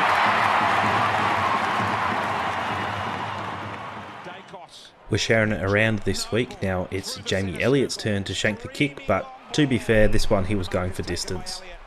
50 or even 51. Inside left goal post, you would think from there. And that is not going to get it done. Jeremy Cameron seems to have avoided any sort of injury or fine here after he collides with the boundary umpire. Looks to me like this was an innocent mistake. Nothing to see here. And they almost collided heads, and incredibly apologetic, and both umpire and player looking after each other. Tell you what, the umpire's got to be pumped about that. He's run back to his spot and Lloyd Meek has absolutely crossed up Gary Rowan here. Gary Rowan falls to the ground. I think he might have been putting it on a little bit, but Lloyd Meek got him. Scott Lysette is going for a drop punt, but somehow check side kicks the ball out of bounds. This is really odd, this one. Forwards, they're going to be a chance, or a ruckman drifting forward like this. Way right, misses the lot. Mackay drops the ball so he could get around the defender. He almost stuffs it up, but he eventually kicks the check side goal. I could imagine the coach would be absolutely livid if he stuffed this one up. You can see Nick Dacos hesitate here. He doesn't know if he's going to pass or go for the goal. He eventually decides to kick towards goal and he shanks it. I reckon you could tell he's in two minds. Do I take the set shot or do I keep going here? Time to have a rest, boys. It's noodles time.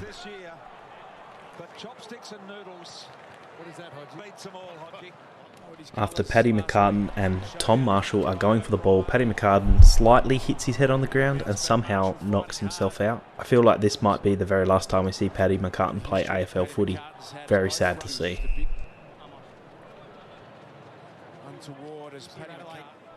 After Rankin kicks a goal here, he celebrates with Tex Walker, and I don't know what the hell this is. Already got one this afternoon. He's on fire early in the season, and he loves it in the Crows jumper. He's got his second. Well, it's a great pickup. Oh, hot shoe shuffle as well. It's a new celebration. I'd love to see more goals like this from Rayner. He just absolutely bursts through the pack, clears a couple pies, and then kicks a goal from just inside the 50. If he could do this more consistently, he would be a top 10, possibly even top 5 forward. Just Mason Redmond doing Mason Redmond things here. Oh, calamitous. And that one's gone through. Ward capitalises on the error. Taylor Walker loses his defender and then has an easy mark and then set shot in front of goal, but wait, he drops the absolute sitter. To Walker! Oh, it slipped straight through his fingers. Well, Rashino said there's a little bit of rain. As soon as we know more. Over to you, Todd Marshall, for this shank. I don't think he was going for distance here. I think he just hit it on the wrong side of the boot and it goes out of bounds on the full.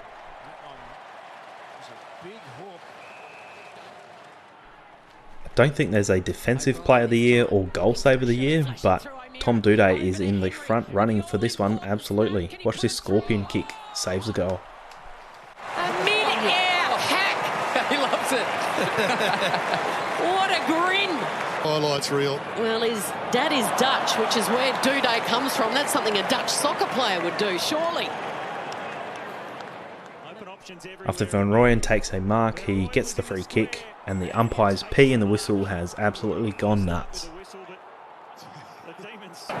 Open options everywhere. He knew Van Rooyen was in the square, and he takes the mark. A false start with the whistle, but the Demons will get the footy. He's blown the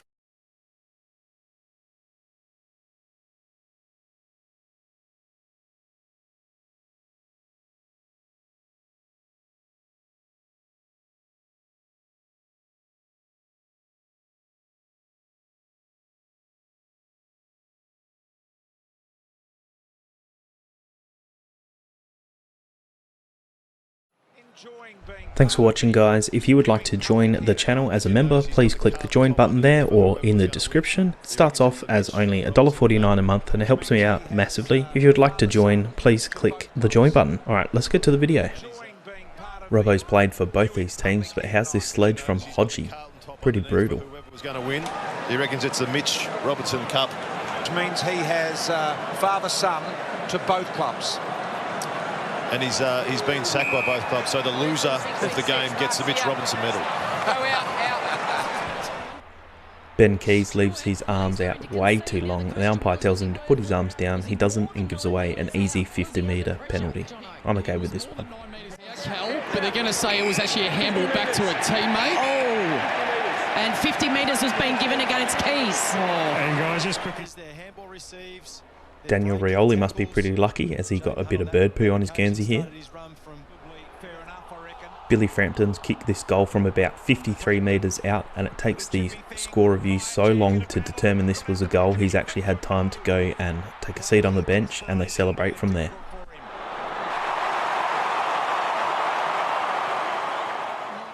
I reckon Darcy Moore has actually helped Francis mark this ball. In the end it was paid a mark, and then Aaron Francis goes back and completely shanks the kick. So Francis to tie things up once again, and he misses. So if you've just joined us, Jack Gunston has had a moment to forget, probably one of the easiest goals he'll ever kick, and he's just completely missed the ball.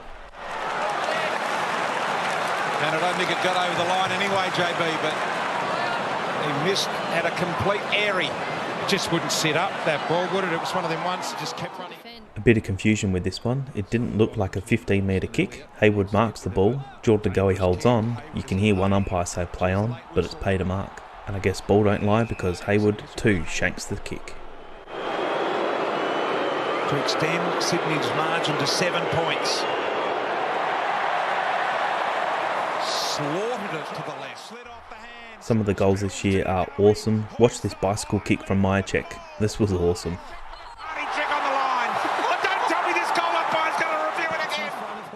Isaac Smith is going to claim that he meant to do this, but I think he was just chipping the ball forward to run onto it, but it goes through for a goal, and doesn't he love it? Gunston won't get a stat for this, but his tap towards Charlie Cameron was excellent, which led towards a Brisbane goal. Shut the gate! Goal, Brisbane!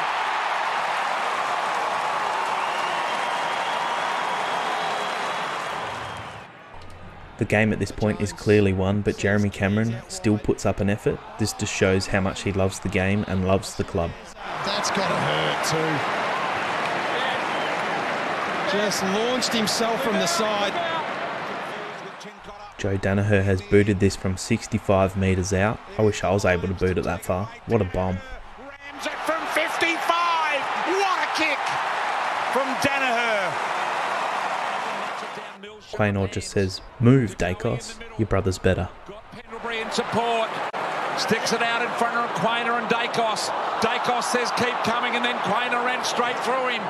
High footy, no one gave it. Somehow not front-on contact, but Cozzy does a little pirouette and kicks a very nice goal. Cozzy with the spin. Keziah on fire. Cameron absolutely slams Chincotta with an elbow to the ribs. That must have hurt. Dunkley drops. Pretty simple. Petty gives away a lazy 50-metre penalty, then Collins kicks it to Alex Neil-Bullen almost, and then he runs on to kick a point. Cut off, Alex Neil-Bullen. Can he collect it though? He does. Runs inside 50 and can't make them pay.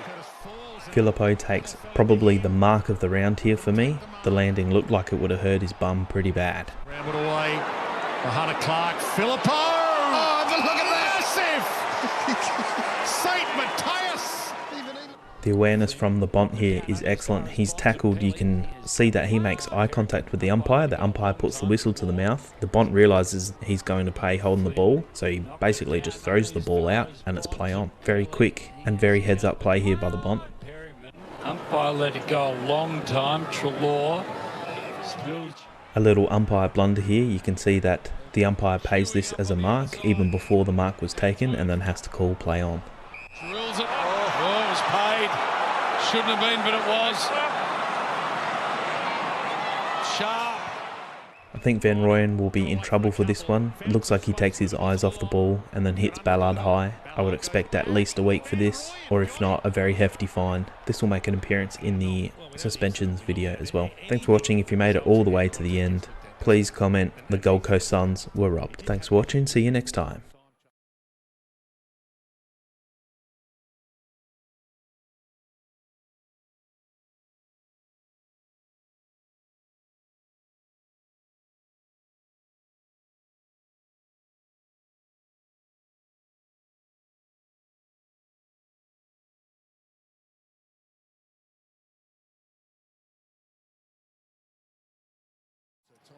Before we get started, if you guys do like these videos, please consider subscribing. Only 12.8% of you are subscribed, so please, if you like these videos and want to watch more, please click the subscribe button. Let's get to it.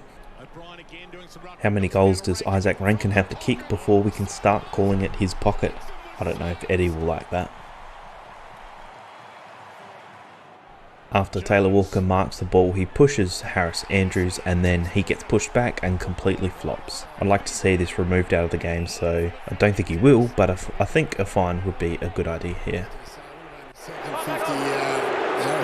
He's been able to train, get out there, fantastic influence. What I've liked today is there's been a better spread, so I haven't been as reliant on text today. It looks like Chera's going to be in some sort of trouble for this dangerous tackle against Hickey here. As you can see, Hickey's head does hit the ground, so I'd expect a one-match suspension for this. Is there a little bit of a sling in this one? Yes. Bergman kicks a goal, but watch his body language. He actually knows it's being touched, and it actually looks like he's setting up for the kick in from Richmond. The central umpire gave all clear. BT doesn't sound too excited here because he thinks this has gone through for a point, but it's actually a goal.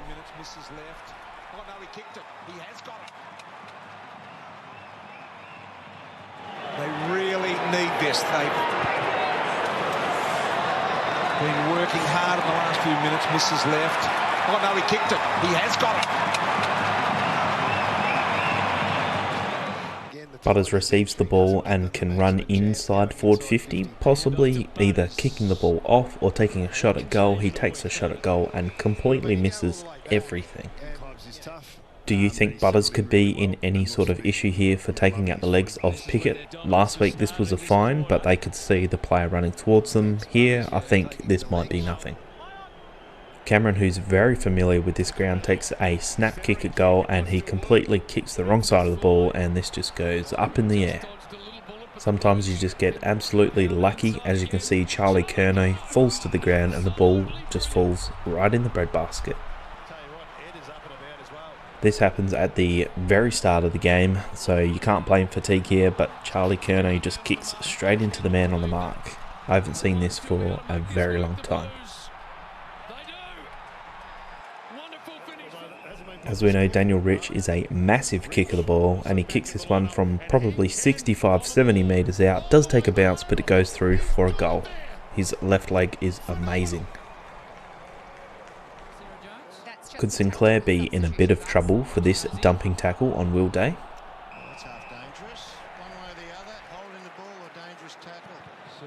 And what are your thoughts on Curnow's tackle of James Rowbottom? The umpire called this as a dangerous tackle. Could he receive a fine for this, you reckon? As a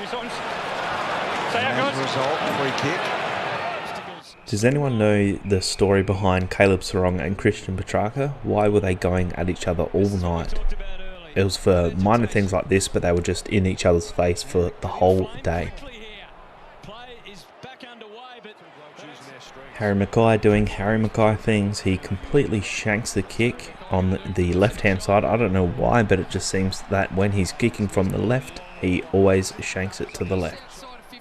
The commentators actually bring up a really good point here. You can see that Philippou has taken the mark from 52, 53 metres, as they say, and Jarman Impey doesn't stand the mark. He plays the outside 5, and then he's not allowed to stand the mark when he's taking a set shot at goal. So he actually gives him another 5 metres to kick the goal, and he does.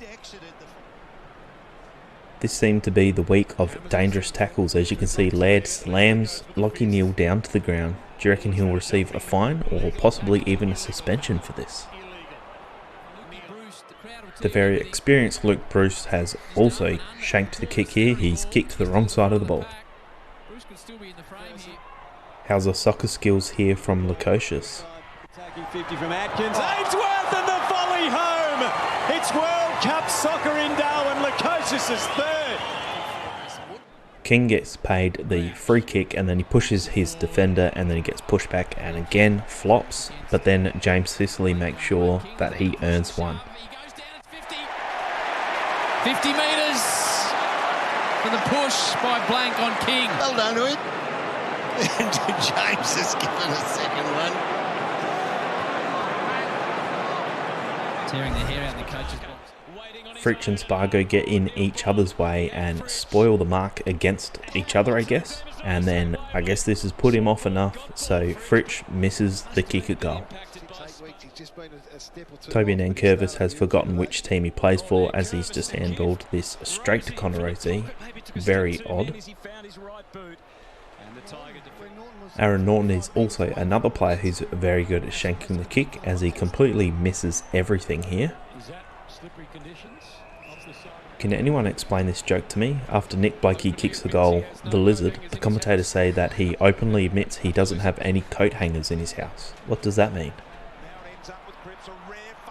And yet another dangerous tackle as Parker slams Walsh down to the ground. Do you think this will be a fine or a suspension? It was indeed. That was called from the non-controlling umpire about 80 metres off the ball, but he... Luke Pedler has been paid the free kick, and as he runs on to kick the ball, he just completely drops the ball. I don't think I've ever seen this before.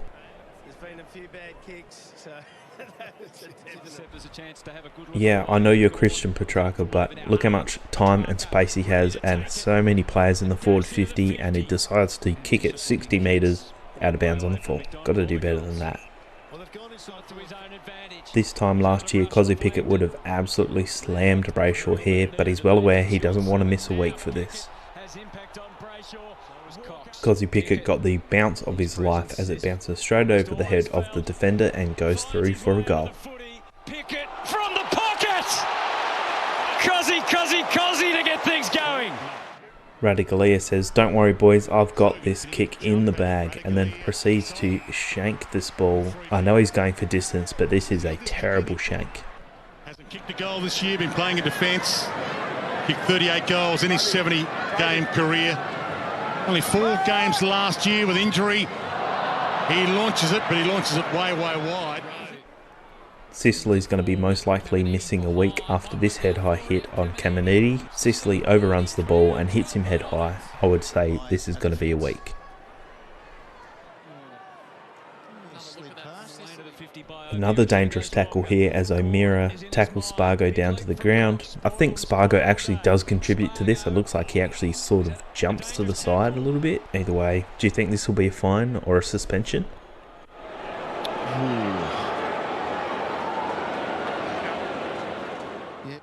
And lastly, this guy brought his own telly, I guess, just in case the game was boring, he could go and play some Xbox or something. I don't know. Anyway, thanks for watching this week's episode of Oddities, Again, if you've made it all the way to the end of the video, you definitely should subscribe. If you haven't already, please do leave a like and any comments on whether you think people should be suspended or even just given a fine. Let me know if I missed anything during the week, and I'll see you next week. Thanks for watching.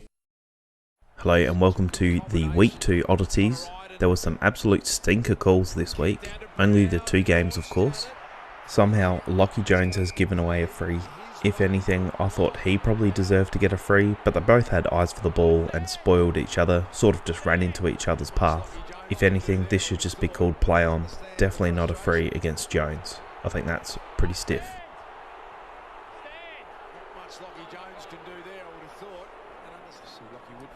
And then there was this one as well. I thought Sam Powell-Pepper came in very late against Perryman.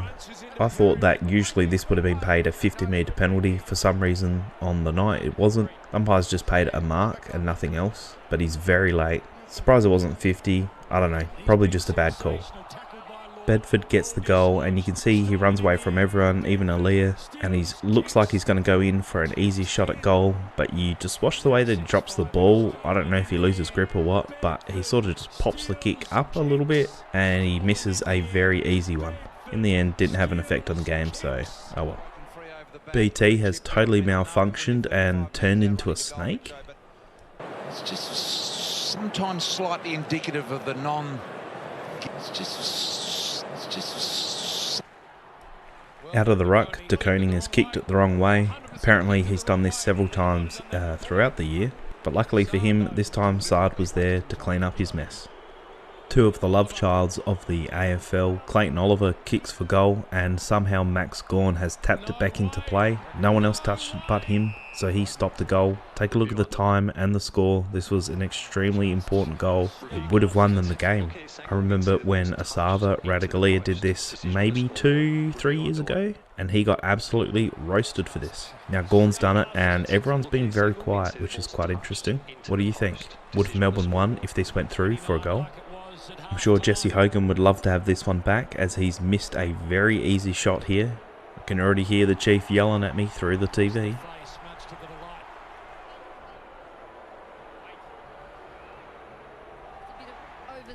Rioli kicked the first goal of the night, but I really want to know what the celebration by the fan here was. Does this mean something that I don't know? He's doing karate chops.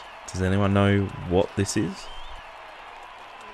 For the most part, I really do love the way that Cozzy plays his footy. He's super quick and exciting to watch, but he seems to do these sort of cheap shots far too often. He needs to get it out of his game. He's missing the first week next year by the sounds of it. You could cause some serious damage with this. Luckily Cripps was okay, he was able to play the rest of the game, but this is just a cheap shot.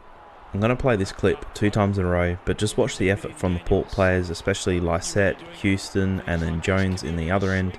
You can just see that GWS just want to play the ball more. They just want to keep the ball moving. They want to keep the ball in. Port Adelaide, on the other hand, look like they're looking for the safety of the boundary. It doesn't end up in a goal, but you can just see exactly why GWS won the game, because they just had more effort, more drive to win the footy and keep it moving. Port was slow and they were just looking for the safety of the boundary, possibly looking for someone else to do the work instead of themselves. Jones, well, I thought was keen to see it over. Have a look at Toby Green. Somehow Marchbank has missed a 2-metre handball here. You can see he's absolutely livid with himself, but I think he was sort of running back while he's trying to handball forward, and you always misstep when you do that. I'm sure he'd love his time again.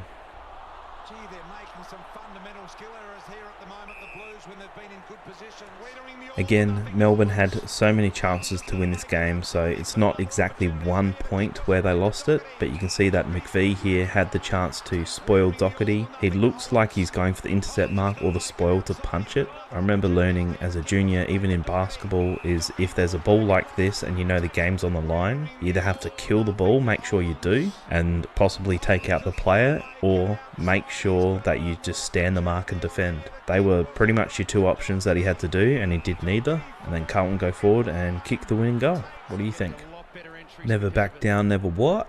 This is a very good reason why you should never let the play be dead until you hear the umpire's whistle. You can see that the Carlton player gets tackled down to the ground. Cosy Pickett doesn't give up on the play. He rips the ball out of his arms and kicks a goal while the Carlton defenders are waiting for the ball up. Play to the umpire's whistle.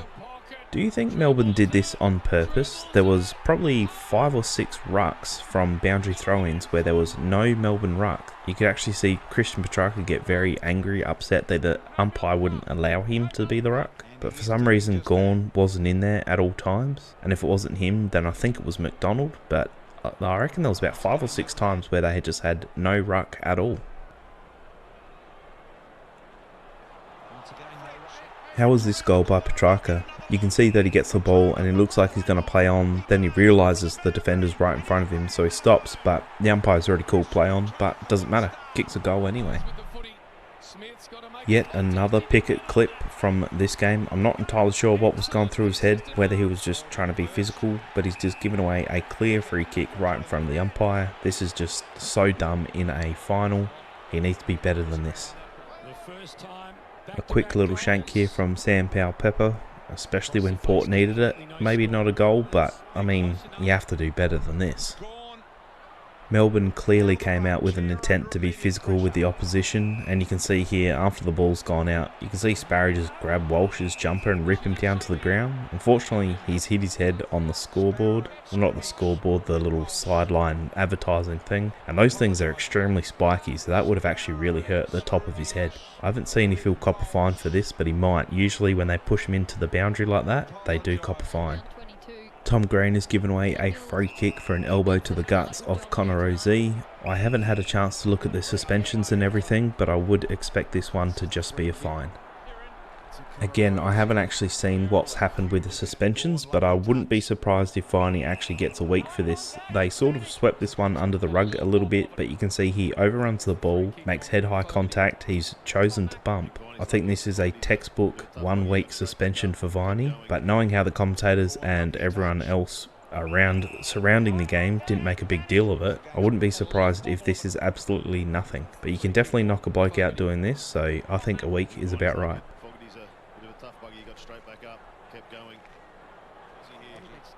Jacob Wiedering from Carlton hit the back of Joel Smith's head, and he did look quite groggy when he stood up. He was wobbling a little bit, so I was quite surprised that he wasn't taken off for a HIA. The AFL have actually cleared Carlton of any wrongdoing, so I guess there's going to be no late fine or no late suspension or anything like that. So I think Wiedering is free to play this week. Rioli's made his presence felt, as after the tackle's completed, he's just thrown down Whitfield to the ground, which I think is fine. It's a little bit rough, but there's nothing more to it, no fine or anything like that. He's just letting his presence known, and poor old Whitfield seems to cop a flogging almost every week. And that's it for this week's Oddities videos. Thank you very much for watching. I'll be doing the suspensions video tomorrow. It's only going to be short, and I'm still working on my Brownlow prediction video, so be sure to keep an eye out for that one. Thanks for watching, and I'll see you in the next video. Thanks again. The purpose of these Oddities videos is to criticise or review the game, to provide some parody or satire about the players, the umpires and the game in general. I just hope that you guys enjoy this content. Please leave a like and subscribe. Let's get to it. Originally I thought Cumberland actually shanked this kick, but Lever approaches the mark where he's inside the 5 metre restriction and he gives away a 50 metre penalty. I actually wasn't aware this was a rule, but now you know. Horrible 30 seconds. There at the back of the mark. What did he do, run past it? Inside the 5. Yet another reason to believe why Rankin is probably one of the best small forwards in the game at the moment. Can anyone actually stop him? Restrained by Amon. Keys fired it out.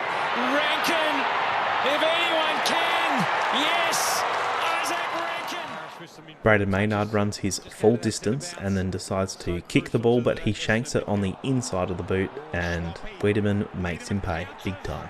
And puts the Bombers in front early. Got a couple.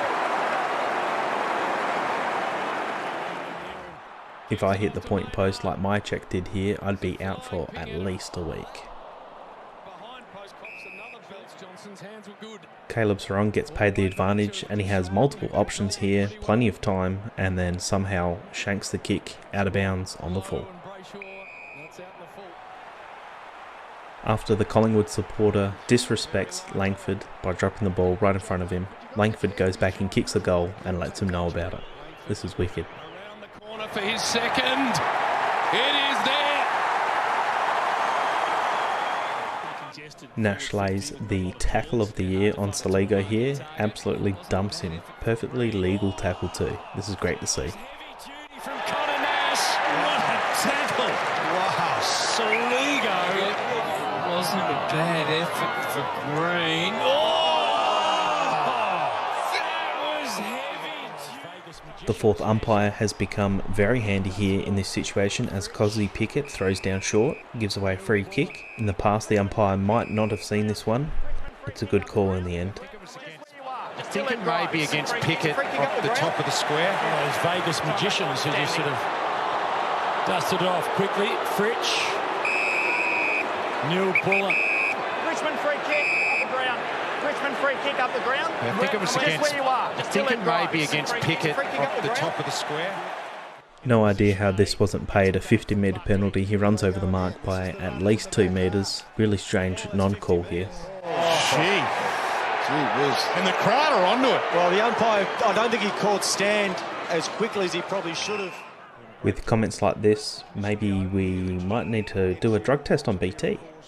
Grass has been replaced and they grow some beautiful grass over here. It's the state of grass, JB. They love it over here. It just grows, no problem at all. Perhaps I should call it lawn, but Jamie Elliott is going for distance here and he hooks the kick and kicks it out of bounds on the full.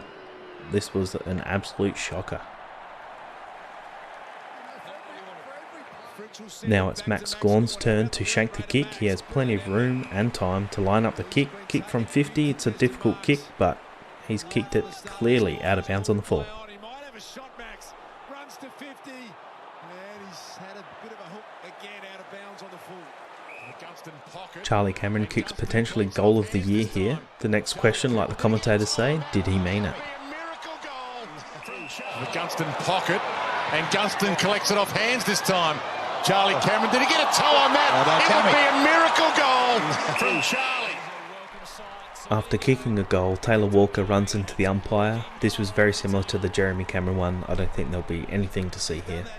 Times this year, Isaac Rankin on the boundary line just found a way to just keep the ball in. Everyone just stops. They assume. Umpire's just gone down. He's put him down. Tim Taranto had so much more time and space than he expected. He tried to go with the right foot kick to kick the goal and he absolutely shanks it. didn't get good connection with it at all. It was another brilliant opportunity. This will most likely be covered in the suspensions video, but it looks like Toby Green gives a little gut punch here. I'd probably expect a fine for this. Free kick, Starcevic. And that 80, did he give him one? Brandon. The darker shade of green there. Minutes inside. After Trelaw gets a free kick for holding the man, he clearly throws this ball out to Libba, who gets chased down immediately. The umpire's whistle got a workout that night. Ugle-Hagan kicks the wrong side of the ball. I'll class this one as a shank, but Trelaw cleans up his mess and kicks a goal. Trelaw on the left. Trelaw on the left. That's massive. Chase Jones gets chased down by Wingard. Was this a bump or a tackle? The free kick was paid. I think I'm okay with this, but we saw one in another game where the exact same thing happened and no free kick was paid because the umpire classed it as a bump. Bailey Williams is a contender for goal of the year as well here. This is a great kick and even harder for a left footer to nail this shot. That's it. Thanks for watching, guys. Leave the word Dacos in your comment. And also, I'd like to announce my channel now has a membership option. It's $1.49 a month, I think it is. It's not that much money, but it just provides me with a little bit more time to produce content for the channel. If you'd like to be a member, have a look at the tab. There's a link in the description as well. And at the end of the video, anyone who is a member, I'll put them at the end of every Oddities video. Thanks for watching, and I'll see you tomorrow for the suspensions video. Thanks for watching. Thanks for watching the video. If you'd like to support the channel, please leave a like and subscribe. Thanks. You can see David Roden still has it as Hall just bounces straight off of him. What an absolute legend still being involved in the game now. Intercept marks this quarter. Mackay's been fantastic, so it's important to get that ball to ground. Do you think Jack Ziebell could be in a bit of trouble for this? It's not exactly studs up, but it's knees up, and it does cause some damage. Do you think the AFL will eventually get rid of this? Gives it to Jay-Z. Good start, mate. Oh, yeah. He's a tough kid. He's standing up now, walking off. Hopefully it's not a broken nose or a facial. Phillips has gone for a shot at goal and he absolutely shanks the kick, but it ends up being an assist. You can actually see him throw his head back in disgust. Are you giving him the benefit of the doubt, Dwayne? Phillips, who wants it back? Oh, he mesmerised them all, the big guy. Did he mean that to Martin? What an assist!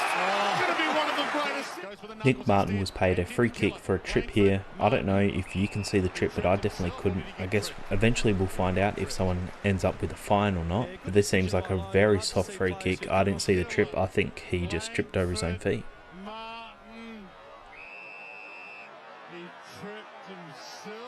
Watching this live and in full speed, it actually does look like this ball comes off Harry Himmelberg's foot, but on the replay you can actually see it does hit the bottom of his foot, or his foot hits it down into the ground. So in the end, this probably shouldn't have been a free kick, but watching it live, as the umpires do, they don't have that video recall like we do at home. This should have been paid, and it was. This is unlucky, but fair.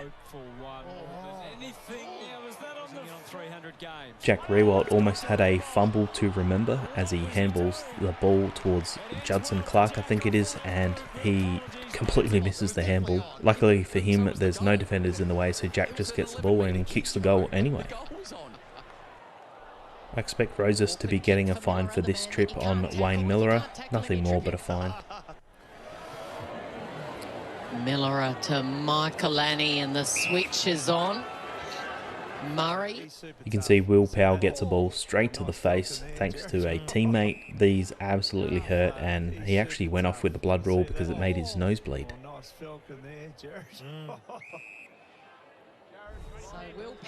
Earlier in the game, Will Powell actually had a set shot at goal from, I don't know what it was, 15 metres out in a slight angle after a 50-metre penalty was paid against Rankin, and he absolutely shanks the kick.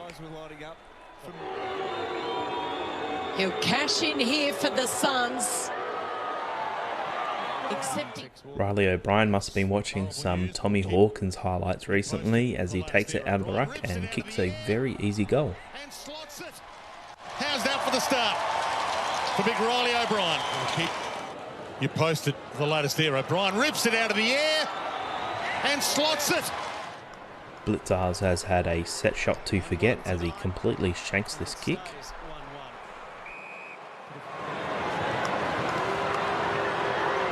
1-1 tonight, and it stays 1-1. And not too long before that, Aaron Norton also shanked the kick. If you watch Norton, he sort of does this little hop step just before he kicks it, which I think put him off in the end. Not sure if he does this normally, but this looked very odd to me watching it live. Tom Stewart gave away a pretty soft 50-metre penalty after hitting Treloar a little bit high, and Lockie McNeil has a shot right out the front of goal and he shanks the kick somehow. Saying they might have got a little lucky, and perhaps justice. Tom, I think, saying they might have got a little lucky. After the halftime siren has gone, Waterman is going for a shot at goal, and he's clearly going for distance here, and he knows he can't make it, so he gets as close as he can to the defender on the mark. Unfortunately for him, he actually kicks it straight into his defender. It looks like De Goey is going straight to tribunal, which means at least a 3-match suspension here. I expect 3 or 4 weeks for this. Following the recent AFL suspension of Tom Stewart on Prestia, I think he will probably get 4 weeks for this. Luke Bruce, one of the best goal kickers for Hawthorn of all time, has absolutely munted this kick. strike as he'd like to. It's a real up and under ball. Jones with a couple of fists on it. Good user of the ball. I know the game's well over at this point, but Sam Frost has to do better than this. He has just played on and absolutely shanked this kick straight in front of goal. Back down, back, mate. Tough day for the coach, Sam Mitchell. Good user of the ball. On to Frost, who plays on Frosty. I knew Jai Newcombe was strong, but not this strong. He just picks Scott Lycett up like it's absolutely nothing. A bit of Hulk Hogan. Plays on the man from Poo. Do a push-up with them on top of you, Jakey! It wouldn't be an Oddities video without McKay absolutely shanking a kick at goal here. As the commentators say, he's so far out, I'm not sure why he's going across the body kick. This definitely should have been a drop punt. Very low on confidence at the moment, and I'm not sure why. And in a strange position to do it as well. Not going to get the height on the foot. Do you think Harms will end up with a fine or a suspension for this? I haven't actually looked if he will get anything for this, but I think this will most likely be a fine. Because if he wasn't, it's trouble. I mean, I think there's head contact there, was there? Because if he wasn't, it's trouble. I mean, I think there's... Akers taking this shot as a right footer. This is a very hard kick to do, but he absolutely flushes it. Poor old Bowie has absolutely been knocked out by Jake Lever's knee and then eventually gets landed on. If you've ever been in a situation like this where you've been knocked out and you feel that groggy feeling, it's absolutely horrible. Hopefully he has a speedy recovery and we see him in a couple weeks. And the double, the knee, double whammy with Kennedy as Kennedy well. landed on him. Got a bit of everything, didn't he? That's it, Mark, for Wiedering, and Bowie's in some strife here. Not sure how this handball from Rivers was allowed. I thought the Bulldog and Melbourne effect came into play here and the umpire would have called a throw, but somehow this was allowed. In no man's land, Rivers. The AFL players are slowly learning and it looks like Patrick Cripps is borderline here on a fine or a suspension, but I think this is just okay. For the sling tackle he does sort of drag him down, but I think this one is fine. And finally, congratulations to Luke Bruce, who has kicked 500 goals in his career. What an amazing amount of goals to kick for one team. A 3-time premiership player. What an absolute legend. This is more than likely going to be his last season, so well done to him. If you've liked this video and watched all the way, please leave a comment saying Jakey. Do a push up, Jakey.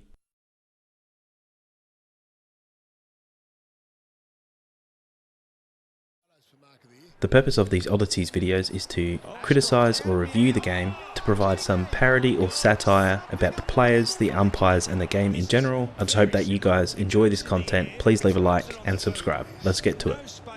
Will Ashcroft's kick here is going to be almost impossible to beat for the Goal of the Year award. I bet he could try this kick 100 times and he would probably not kick this again, but definitely a lot of talent as well. From the kid. This is very similar. He jumps in the air, throws it on the boot, no space to work with. I think it was Jack Dyer said the ball was going to get stuck between the posts. It should have got stuck then. Somehow Walters is not called for holding the ball here. Interesting decision by the umpire to not blow the whistle. He stands up and then kicks an awesome goal. Again, I don't think he'd be able to reproduce this. Yet another good goal this round. This time from Toby Green with the left foot chip kick, which goes through for a goal. This was very important, as we know GWS came back and won. This rush behind by Ash Johnson actually turned out to be a brilliant move by him. As we know, Collingwood actually kicked another point after this, which meant they took the lead and won the game. Interesting to see here that you can see Jamie Elliott actually has his hands out saying, "Why did you do that?" Even a veteran like that, he didn't make that move. Well done to Ash Johnson. I'm sure I wasn't the only one who had flashbacks here of Chief crawling across the table, telling him, "Kick a drop punt."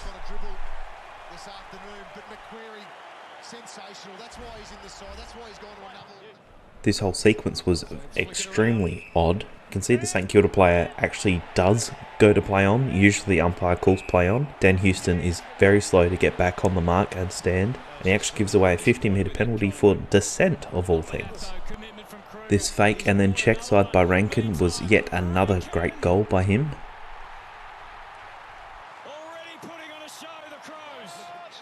After a great smother by Dixon, you can see why it's so important to try and keep your feet, especially while you're being tackled. This allows Powell-Pepper to break free, go into the goal square and kick an easy goal. The Pies got the win in the end, so it doesn't matter, but how is this not paid a high hit or front on contact against Darcy Fogarty here? Murphy had to leave with a blood nose in the end. Very strange no call here by the umpire. Jeremy Cameron gave away a very odd free kick here after he kicks the ball after it's out of bounds. It actually didn't look like it was out of bounds by that far, so he could have questioned it, but watching the replay, this was out by a mile. Very strange, very odd. You're supposed to give it back to the boundary umpire or the player with the free. Johnson from Fremantle will be looking at possibly 2-week suspension here for his dangerous tackle on Zorko. If you actually rewatch this little clip here, you can actually hear the umpire go, "Ooh," as he actually tackles him, which is a little bit funny to me. That's an absolute no-no. That is the one action we are stamping out of the game, and I don't think Johnson's... Crows are up by 1 point with 2 minutes 30 left in the quarter. The Pies have the momentum. They run it through the midfield and then Josh Dacos has a shot at goal and shanks it. You either have to kick the point at the absolute minimum or hit a target. You can't be kicking it out of bounds on the full. Luckily the Pies won in the end. The situational awareness by Luke McDonald is absurd here. You can see Alex Neil-Bullen creeps up on him like a librarian, makes the tackle and then kicks the easiest goal of his career. After a shanked kick, O'Brien collects the ball and kicks the ball straight into Sam Mitchell's face. Does this get counted as a 1%er?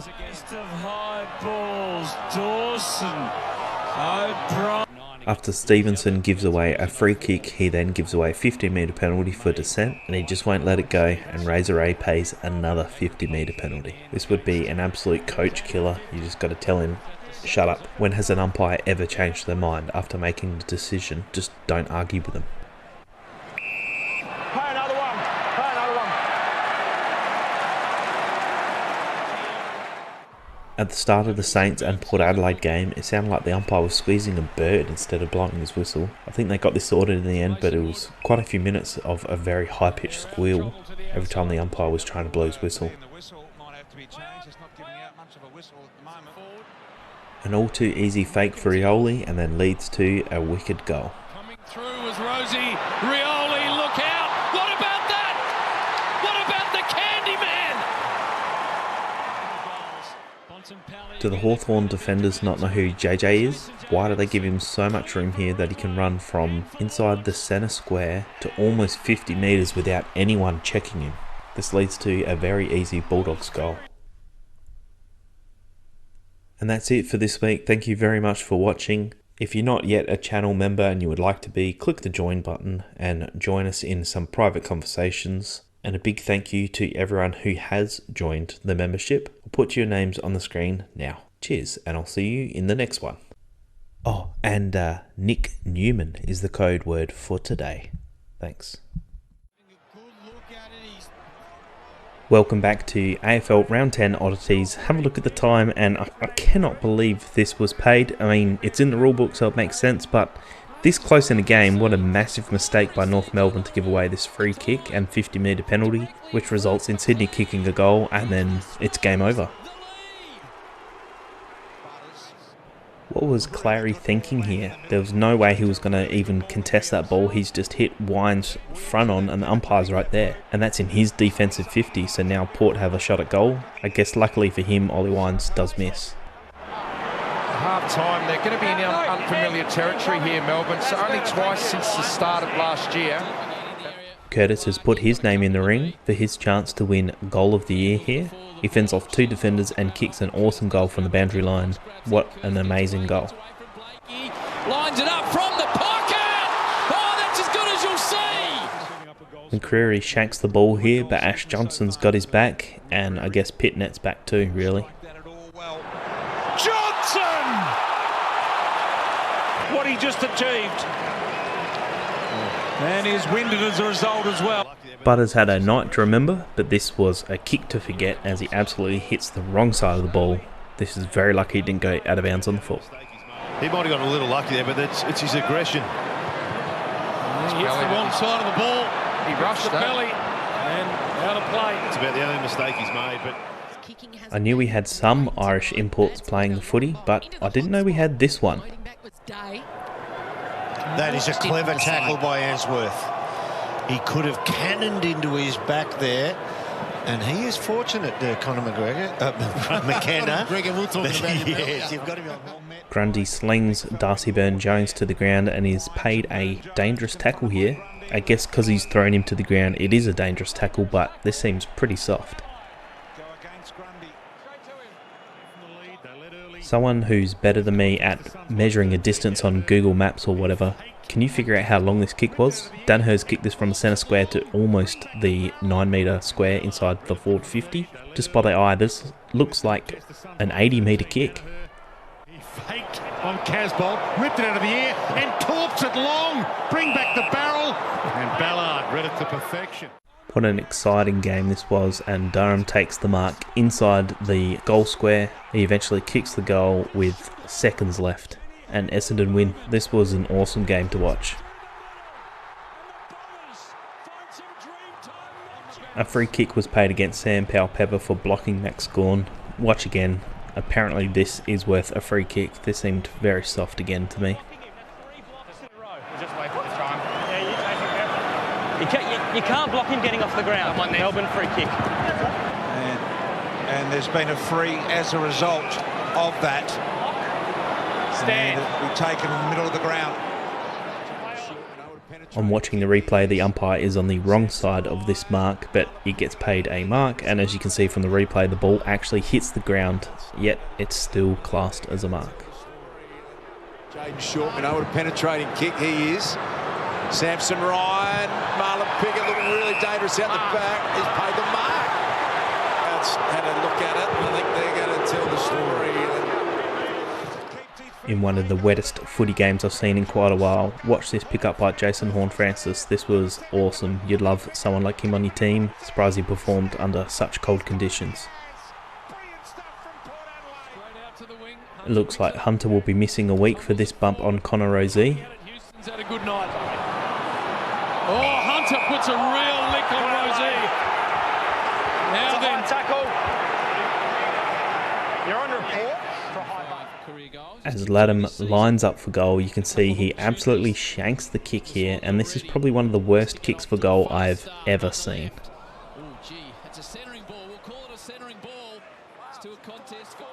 This happened a couple minutes before the Durham goal. You can see that Mansell marks the ball inside the forward 50 and the pressure got to him. He actually shanks this kick. If he kicked this, Richmond most likely would have won, or even a point would have resulted in a draw game. Pressure's got to him. Didn't score at all. It was a nervous run-up, wasn't it? It was stuttering. Max King marks the ball on the wing and he goes to handball the ball forward, but he actually handballs it into Iden's leg. And you can see Iden actually puts his foot on the line and stands the mark. He knows he's put it out of bounds on the fall, but the umpire actually says that it went above his knee. Bit of a poor read from the umpire here. Sometimes you just got to let the player dictate what the result is. Iden's clearly guilty. They had the spare forward of the ball. It's hit the knee, so it's been called a throw in. So it's got to be below the knee, doesn't it? Something I found odd here was that in the last couple of weeks, the ruckmen have stuck their legs out and tripped a few players, and they've been fined, but the umpire hasn't picked it up on the spot. And this trip was very subtle from Salem, but the trip is there, and the free kick is actually paid, so well done to the umpire for spotting that one. As a defender, you're always told to kill the play, kill the ball, and the Melbourne defenders do not do this, and this gives Sam Powell-Pepper an awesome goal.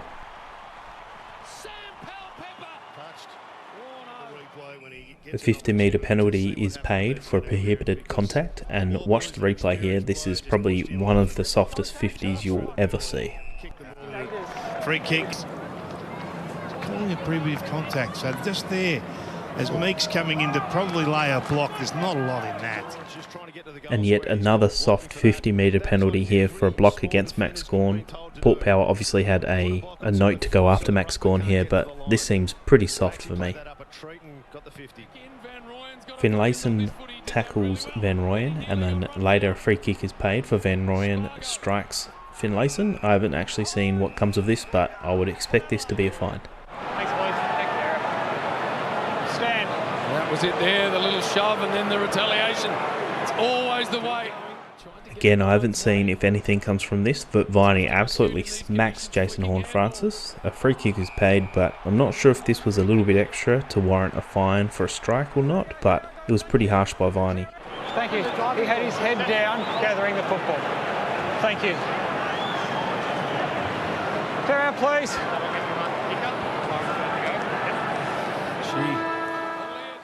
No, that's not static, that is rain, and Lockie Hunter kicks one of the goals of the year, especially in the wet. This would be incredibly hard to replicate. Still Melbourne go. Hunter, the snap. I cannot believe that's gone through. And in much drier conditions, Will Day takes a set shot at goal and completely misses to the left side. I'm assuming he was probably going for distance here, so I guess we'll only show it again one time. So far to the left that doesn't even score. He waits and then he nails it. 6.5 minutes without a score, Hawthorn, but Will Day pushes at that, tugs it well to the left. In fact, so far to the left that doesn't even score. And that's it for this week. Thank you very much for watching. If you liked this video, please do like. If you're new, subscribe. And the code word to leave in the comments for this week is Dimmer. Thank you for your service, Dimmer. All the best.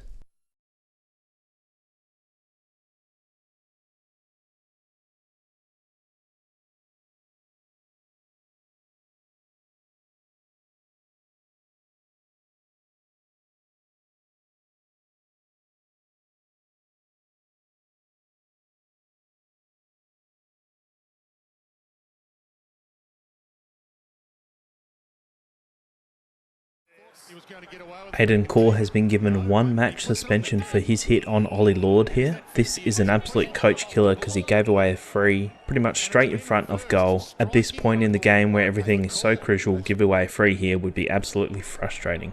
Oh, yeah. Yeah, that's a nice little right. Nick Blakey will be feeling pretty sore and sorry for himself after he double grabs this mark and then slams his head on the ground, and the commentators say he's got a pretty long neck to whiplash. It's a bit harsh. A bit more as a key defender this year without Rampy and the McCartans. That is hard. He's doing a pretty good game. If you guys are new here, please subscribe to the channel and like the video. On to the next one. Sam Butler has been given a fine for this hit on Hibberd. Absolutely no need for this. I think this is just pure frustration.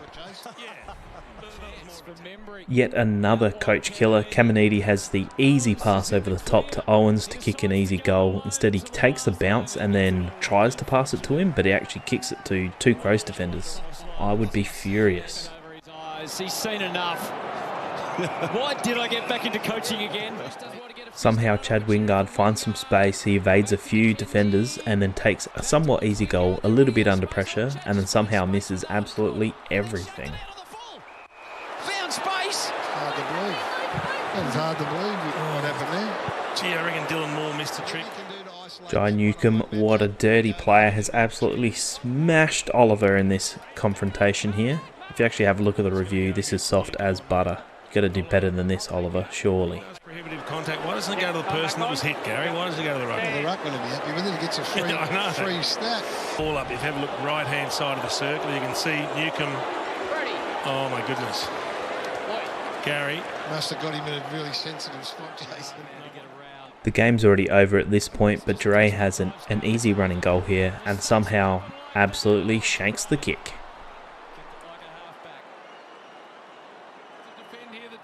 This is reminiscent of the Hawkins flop we saw last year, but this one was definitely free. I don't know how the umpire didn't pay this. He was right there. I guess because O'Connor put too much mayo on it, he didn't pay the free. Dusty and kicks his 4th.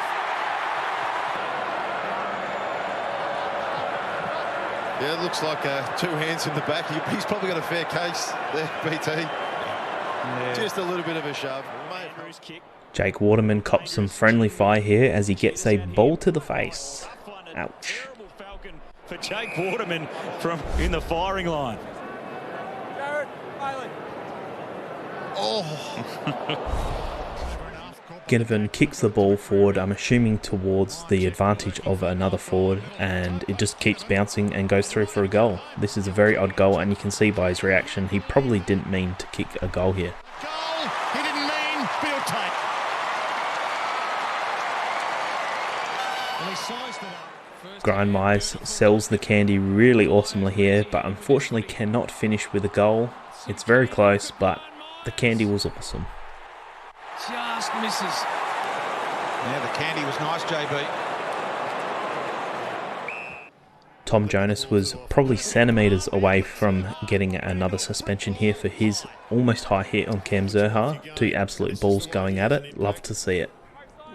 Yeah, Jonas, well, he braced for contact as he was about to tackle, and it did get him high. It's always funny when you see someone like Isaac Rankin who can kick a goal from the boundary on the run under pressure, but then a set shot at goal absolutely shanks it.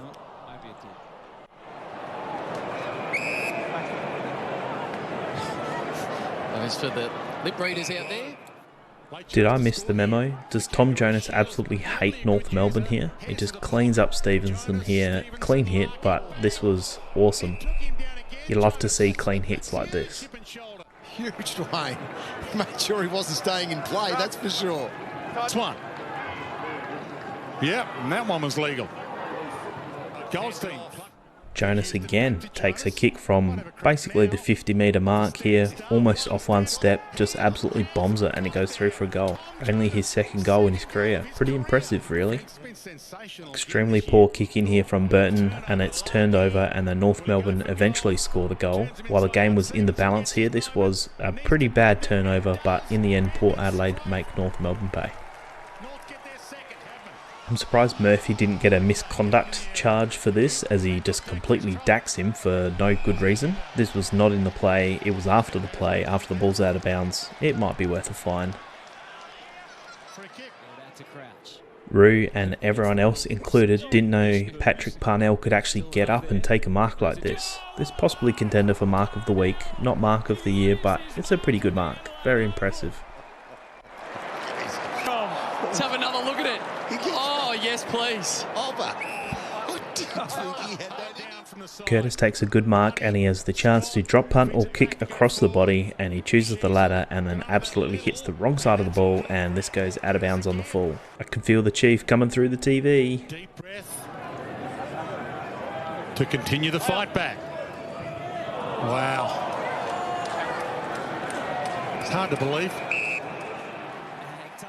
Pedler almost stuffs this goal up, but Ben Keys makes sure of it, and in the end, even the umpire kind of looks a bit confused about what happened, but the goal is paid. We'll wait for confirmation. It's a goal.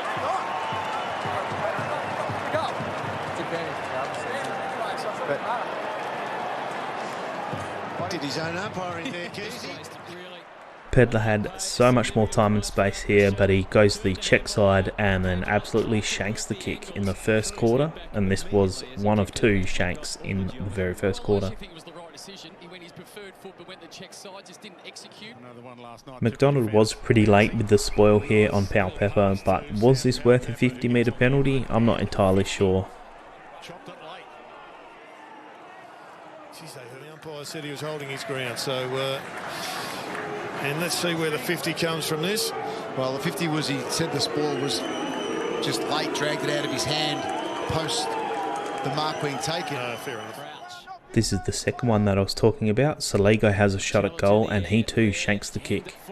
Walker wasn't far off, straight on the ground. O'Brien had an impact, but the eventuality was not a score. Out of bounds on the full, Saligo.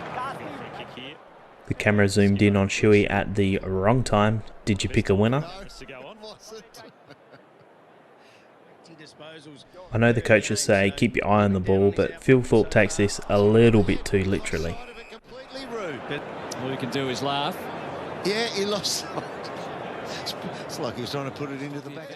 Membry takes a very courageous mark here, and his feet are taken out by his own teammate, and eventually he hits his head on the ground, and you can see that he is out cold instantly. The arms go stiff. This is not good news for him. He's knocked himself out with it. Yeah.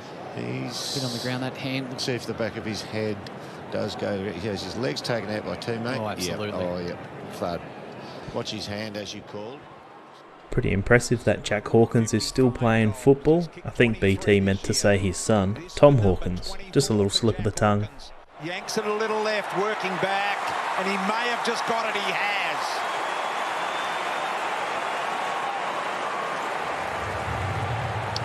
Tom Hawkins, of course.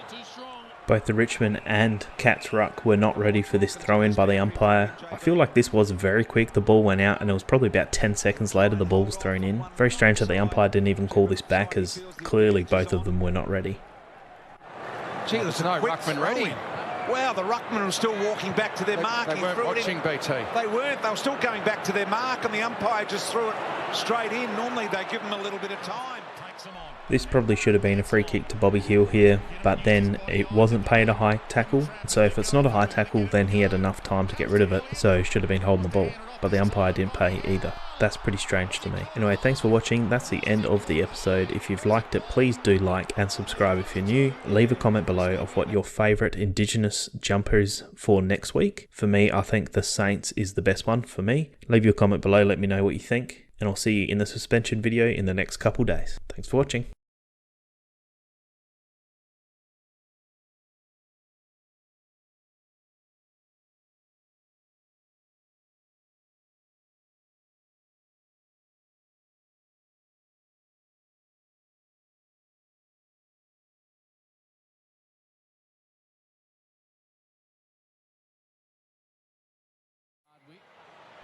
Looks like James Sicily is going to be in a bit of trouble here for this tackle on McCluggage. He might go straight to the tribunal, which is at least 3 matches. You can see him talking.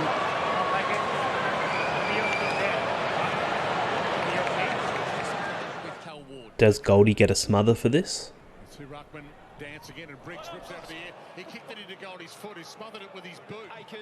This just gives you a clear example of where the Carlton forwards' heads are at. There's 2 there and neither of them go for the ball. Very strange. And Kennedy here has probably the worst shank I have ever seen.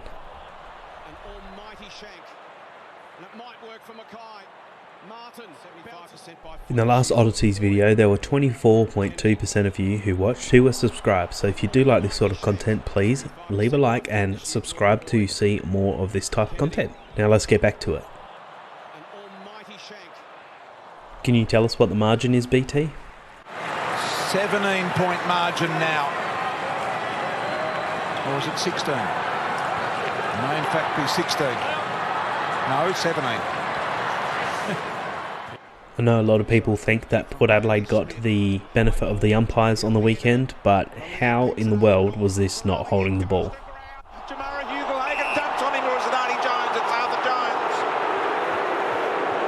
Very, very lucky to get away with that. Umpire Nathan Williamson. Baker's turned it over with a flying elbow. This is just very undisciplined. Even though he knew Ryan was coming, but he's thrown the elbow. Ryan has gone to ground. Wonder whether it's more. On the night, it looked like Bontempelli might have been in a bit of trouble here for this high hit, but as we watch the replay, we can see that shoulder on shoulder. I think Houston threw his head back to get the free, so I think this one's totally fine. Solid hit. And in the close-up. And the tip of the shoulder looks like it might have got him on the head. The commentator said bounced off his chest like concrete. What? Bounced off his chest like concrete. Webster. The great Bruce had so much time and space here to make a better option. Instead, he kicks it out of bounds on the full. His eyes lit up. All the experience in the world. Dan Butler has been given a week for this dangerous tackle on Nick Blakey. It actually looks like a pretty good tackle, and I was actually annoyed because I thought Blakey was going to get the handball off and give me a few Dream Team points. I'm not entirely sure about this one. I think this was a good tackle. After a tackle, you can hear the umpire say, "Let him up" to Butters, and Butters says, "F off" back to him. I'm assuming he thought it was another player, but he gives away a free kick. He's an amazing competitor. Butts has given away a free kick for hitting the ball outside the 9. It was right on the mark, but not good enough, and then the West Coast player decides to completely shank his only option at goal. And it's across the face. Davey O'Neill can't nail his moment there. That's making a hash of a gift, isn't it? 3 players here are very courageous going back with the flight of the ball. This could have ended a lot worse than what it was. Very courageous. Players go down everywhere. Just great commitment, wasn't it? I thought one hit the post really hard, but it's good to see all players are up. Oh, yeah. To me, it looked like Murphy actually assisted with the tackle. He sort of held himself up and then eventually, I don't know, not flopped, but threw himself down so his head does hit the ground very softly, like the commentators point out. And this results in a dangerous tackle and a free kick to him. And again, I think the Fremantle player does the same thing where he sort of holds himself up and eventually it looks like he sort of throws his head around and then hits the ground to get the free kick. Good little melee here between a few of the players. Let's hope they don't get a fine for this. Got him a bit high. Bontempelli goes wide. And it's on behind play inside the centre square. As McRae takes the mark. Then finds a short one in Scott. Will Hoskin-Elliott looks like he's about to go for a tackle on Hunter and Hunter just sits him down. I didn't think Hunter was that big of a bloke, but he just drops Will Hoskin-Elliott like it's nothing. Completely bowled him over. Now Grundy's got a shot at goal. On the ball back, they kept coming at Collingwood, they kept pressuring the ball. Jack Darling joins the Shank Club. This one was pretty bad. He's actually out of bounds on the full. Great Mods kicked 13 twice. Scotty Hodges kicked 11. They're the only players to have kicked more than 10 for the Crows as Darling struts in. He can't get himself a consolation prize on the full. This was awesome by Horn Francis. You can just see he just wants the ball more than the 3, possibly even 4 Bulldogs defenders right there. He just goes past every single one of them and ends up kicking the goal.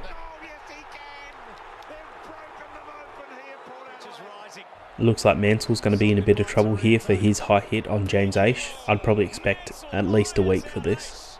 Lost his headband and his senses just about in that collision. Goodness. You're right to take a kick. Shoulder on shoulder. McInnes could get this one another 100 times and he wouldn't do this again. Somehow he has clearly just completely airballed the ball. He's just missed his foot and a goal goes wanting. I think Kane Farrell has forgotten which team he plays for. This year from that variety, the set shot variety. Farrell normally so precise, picks off lob, wanted Houston. Oscar Allen has a shot at goal and he hits the wrong side of the ball and it just goes up in the air. It's 32 goals, 12 for the season. And he passes that to the top of the square in disciplined style. I know the Crows were up by almost 100 points here, but Isaac Rankin, this was the second time he gave away a stupid free like this. When a set shot is at goal, he just goes up to the defender and gives him a little gut punch and gives away a free. He's got to stop that. Bazzo might have something to answer for here for his dumping tackle on Luke Pedler. Looks like both arms are pinned and he slams his head down to the ground. I think he might be missing a week for this. I think this one's a bit borderline, but I think it's almost leaning towards where the player sort of bounces their head, throws their head around to get the free. I think this was a good tackle. I don't think it was dangerous. He flops his head to get the free kick. Too vigorous, said the umpire. And Joel Amati, the sub for the Swans. Scrimshaw's tackling Bailey as he kicks and he ends up landing on his side, and this is called another dangerous tackle. I think that he's just off balance because he's going for the kick. We can't keep paying all these dangerous tackles all the time. McKay has a brain fade here. The ball's bobbling around. He just decides to tap it for whatever reason. I'm not sure. And then this is a 50-metre penalty. Pretty harsh, but I guess it's true. Guess it's fair. These have to be the slowest security guards I've ever seen. This dude has so much time to streak on the field and they don't even catch him. I think he gets away. Well, he's got a few coming at him here. Have a look. If he gets out and over, it's one of the great individual performances at the Sydney Cricket Ground.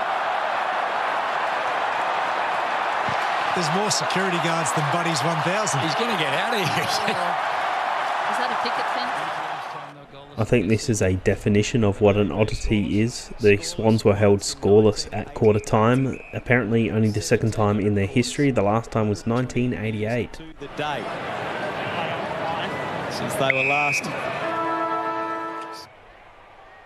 And another oddity, Taylor Walker kicks 10 goals. Yes, it's against West Coast Eagles, but it's 10 goals. That's incredible. The Texas 10! Yeah, no right to kick that one, Kingy. It'll be interesting to see if English cops a fine for this. He puts the knee up and actually hits Lyset. It'd be interesting to see if this is worth a fine. Just Toby doing Toby things. Toby throws a boot at him. He's lucky he didn't contact. Risk if they're going to win. I thought this ball did go out, and it's good to see that the umpires can come together and change the decision after it's been made and not just be stuck with what they've first called. In the end, this is paid a out of bounds on the full, which is the right decision, I think. Maybe put less numbers around the stoppage, make more space on the free kick to the Saints here, going the way of Wangan and Miller. Swans have won only 4 last quarters this season. Zeeble has taught this 60 odd metres to go down to Callum Coleman-Jones. He passes it off and it leads to a North Melbourne goal. The Torp's wicked here because it breaks the line and then ends up as a goal. Anyway, that's it for this week. Thank you for watching, and I'll see you in the next video for the suspension and fine video. Thanks for watching, and remember to subscribe and like.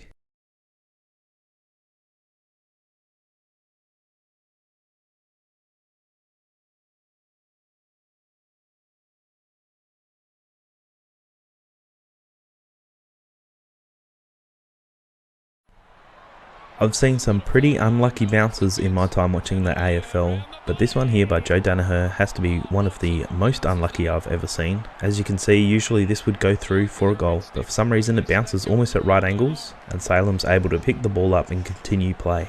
Now I want to say a big thank you to all my members who have become a member on the channel. You can do that with the link below, and for everyone, please hang around because I have a special announcement at the end of this video. So if you would like to get involved with the channel and ask me some questions, footy related or not, watch to the end of the video and I'll explain why. Because this wasn't the last goal in the game, it probably didn't get featured as much as the Melksham goal. But how's this from Viney? He just wants the ball more. He rips it out of the arms and kicks a goal. Extremely crucial with only 2 minutes to go. I found this one to be a little bit funny. You see, O'Meara is tackled without the ball, but the advantage is taken by Aish, and he kicks it towards Tracy, who wasn't aware that it was, so everyone just sort of stopped. Sometimes you see the umpires just keep yelling out, advantage, advantage. I don't think I've seen too many that are let go for this long and then called back. And here's one that I haven't actually ever seen before. I've watched a lot of footy, and for some reason I've never heard of this chewy on your boot before. Apparently it means bad luck to the kicker so he doesn't kick a goal. Have you heard of this before? I definitely haven't. To me, it was a little bit funny in the first instance to hear this Collingwood supporter over the live broadcast, but in the end it actually got quite annoying. You can actually hear him say bang before Switkowski gets tackled. It's a little bit funny, but it got super annoying in the end. Bailey Dale takes an eternity to dispose of the ball and then gets a too far call. Haywood has a shot at goal to pretty much ice the game at this point, and he completely shanks it on the wrong side of the foot. Just a terrible sequence of play. This one's very hard to say. It did look like a bit of a dumping tackle, but what is he supposed to do? Tackle the player while he's kicking it? Are you supposed to just let go? Not take him to the ground? Is that what we're going to see now as tackles not being taken to the ground? I'm not entirely sure about this one. In the current rules, yes, it's most likely going to be a suspension. But like the chief says, what is he supposed to do? Just tackle him and then let go? We saw McLean do that on Nankervis last week and that was an absolute joke. I'm not really sure what you want of the players at the moment. A very soft, dangerous tackle here from Parrish. It'll be interesting to see if he gets cited for this one. I don't think it's enough for a suspension. I haven't looked at that yet, but I'm hoping this is nothing. Dusty with a little gut punch here. It's most likely going to be a prohibited contact charge, which is most likely just going to be a fine. Just very uncontrolled by someone who was pretty frustrated, I think. I think this is pretty much the pure definition of an oddity in AFL. You can see Brian Myers has the ball after taking a mark. He just completely drops the ball and Hobbs picks it up. Brian Myers tackles him and apparently Hobbs doesn't make a genuine attempt, and then Brian Myers gets the ball again for a free kick. Is this stat padding or what? This is so odd. This probably has to be one of the worst calls I've seen in a very long time. You can see that Buddy's holding on to Gardner's shirt. Gardner is sort of squeezing Buddy's arm down a little bit, but you can clearly see that Buddy's got a full fist of Gardner's jumper and somehow it's a free against him. If that's not favouritism, I don't know what is. Barris goes in for an absolutely awesome mark here, but he loses control. He actually sort of flips over halfway through the air and he kicks the ball. Does that count as a disposal? He got plenty of elevation. Could have been very nasty. He kicked it. He got the kick. Jeremy Cameron here is probably going for distance, so he goes the barrel, comes off on the wrong side of the boot and just completely shanks it in the end. I guess you can laugh about it because you're up by almost 70 points. How clever was this play by Cozzy? You can see that he goes up for a contested mark, comes down to the ground, and you can see Wilmot's running towards him. So as Wilmot runs past, he just traps the ball, holds it on the ground for that millisecond, which makes Wilmot run past the ball. Cozzy can pick it up and he ends up kicking a goal. Absolutely brilliant individual play here. The commentators were just pumping up how good Todd Marshall is at kicking a goal, and then he produces this. You can hear the umpires just absolutely snicker at this. That's the pure definition of a shank. The standard AFL goalpost is apparently 15 metres tall, and you can see that this kick pretty much doubles it. So Gawn has not only kicked a 50 metre bomb, but he's also kicked it 30 plus metres in the air. Do you think he meant to do that, or was it a shank?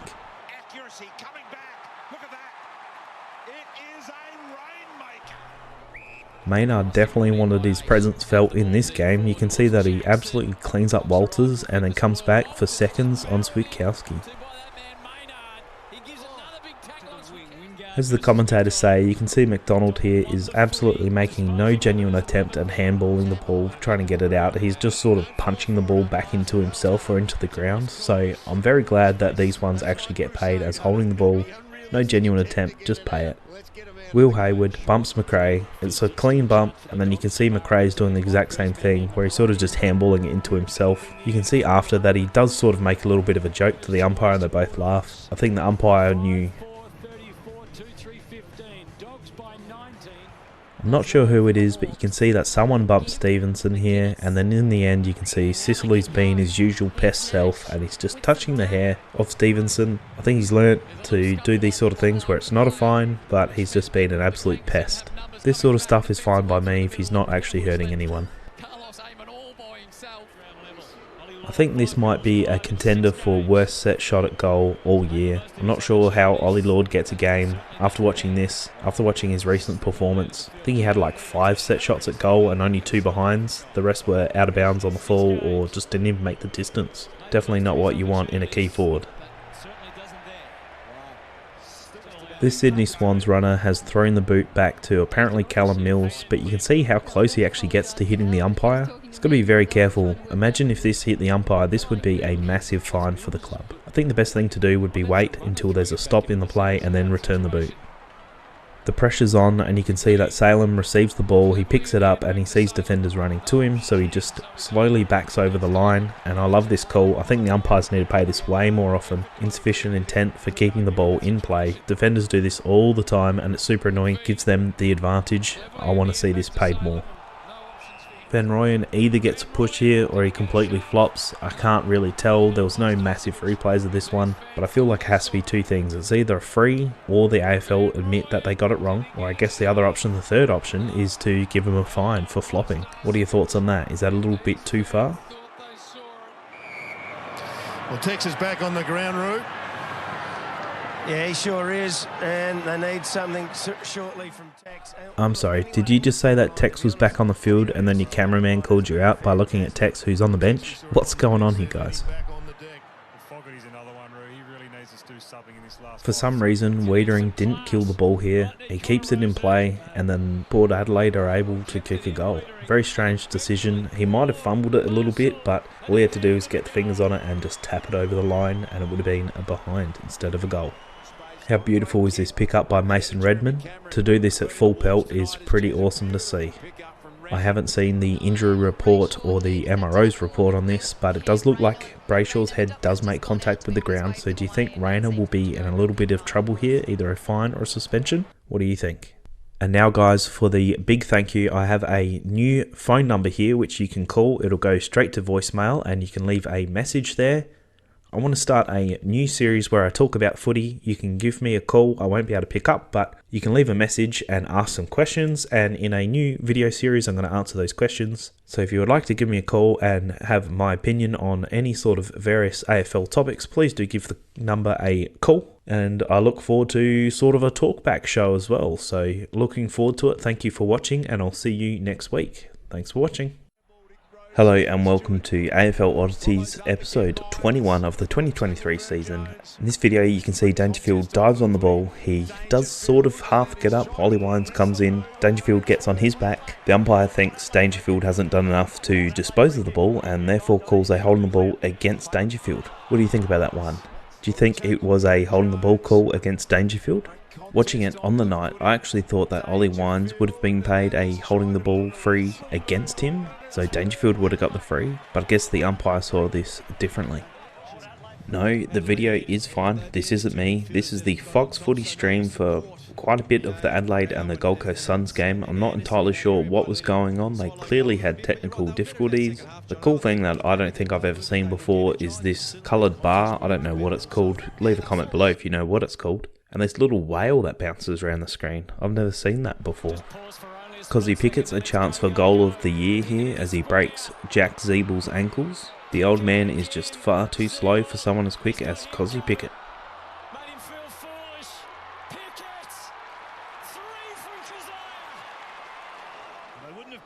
In the very last minute of the West Coast and Bombers game, you can see that the umpire throws the ball up instead of bouncing it, and it is probably one of the worst throw ball ups I've ever seen. It clearly gives the Bombers an advantage. They clear the ball and then they end up kicking the winning goal. How's that for match fixing? Bailey Smith gets a free kick for a high contact, and he is just far too quick for his own boots. He completely loses control of his feet, and luckily for him he doesn't cause a turnover, but it's pretty funny to see in the first quarter. Must have been a bit of dew on the ground, or he's just that fast. Brad Hill comes in with a pretty good tackle and unfortunately gives away a free kick. It's not until later he realises the umpire has paid a free kick against him, and he gives him the Bradley Beal look like, who, me? I have no idea what McIntosh is trying to do here. He taps the ball after it's already bounced on the ground, so if it does go through for a point, it would be a deliberate rush behind, so it would be a free kick. But he just taps it straight towards the goal line, and Ugle-Hagen's able to run on and kick probably one of the easiest goals in his life. Complete brain fade here. After Dan McStay kicks a goal, there's a little bit of argy-bargy between the two teams, and you can see one of the Hawks player completely flattens Nick Dacos, and he's given a free kick pretty much directly out front of goal, and he kicks another goal. This is an absolute coach killer.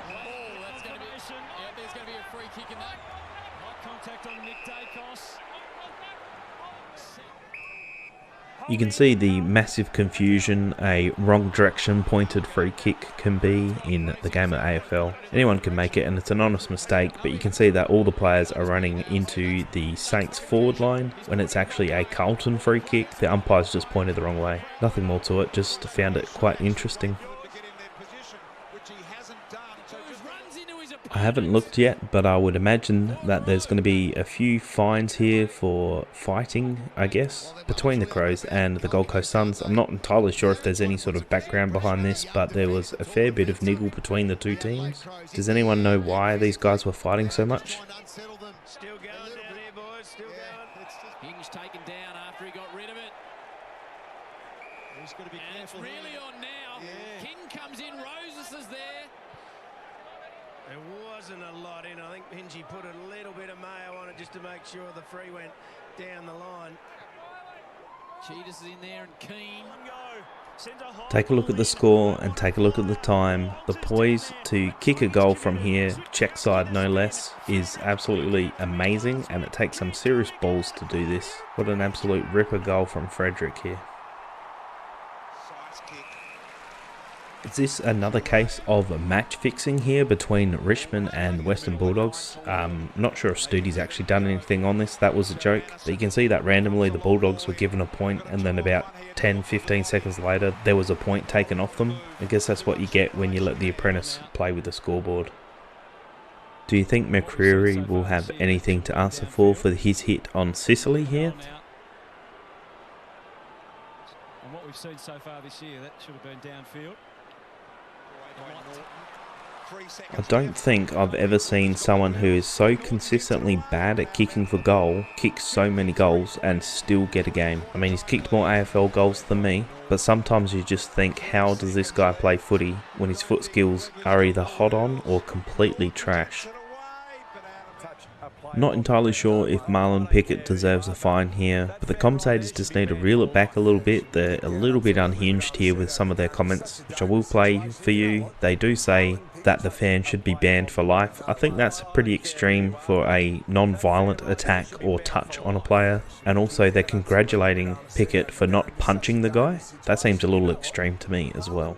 Ever touch a player on the ground. No way. I don't care who you are, but that fan right there should be banned for life. Yeah, should be kicked out, absolutely. We don't want to see that in the game. Just such a dangerous situation. You know what? Marlon Pickett should be congratulated for keeping under control. Yeah. He could have quite easily just gone bang and put one on his chin. Anyway, here we go for the last quarter. Can the Tigers show some... We can clearly hear it, and I reckon Shea Bolton probably does too, as the umpire is right there. He does call play on a couple times, and he doesn't move. Cody Waitman goes in and tackles him and gets paid for holding the ball. It's pretty simple here. You do see sometimes, you know, when it's kicked and it's touched off the boot, that they'll say play on, play on, play on. But if they don't hear, then I guess they'll ball it up. But the umpire was pretty confident that he did hear, and he just chose not to do anything. So I don't know what Shea was thinking he was going to get the advantage of out of this. But anyway, on the ball, I think is the right call. I haven't seen the MRO findings for this yet, but Toby is back at it again. He hits him with one elbow, two elbows, and then the knee to the throat. Surely this has to be at least a fine, if not a possible suspension, as he's a repeat offender. What are your thoughts and opinions on this? This is not a footy act, doesn't need to be in footy. There's other ways that you can beat your opponent besides putting your knee into their throat. It's not a good look. You can see Viney gets dragged into this little argy-bargy a little bit, and he gets taken to ground accidentally, but you can see he doesn't like it, and he just completely flips Simpkin. Nothing more to it. I just found it quite funny that he's that strong that he can just flip him on a whim.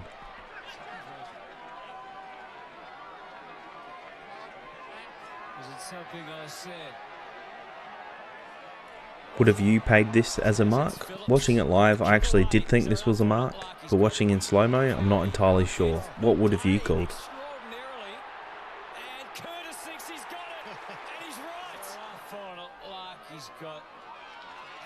I have absolutely no idea how Chad Wingard thought he was going to get away with this one. He just completely grabs the ball in one hand and just throws it to his teammate. This isn't basketball, mate.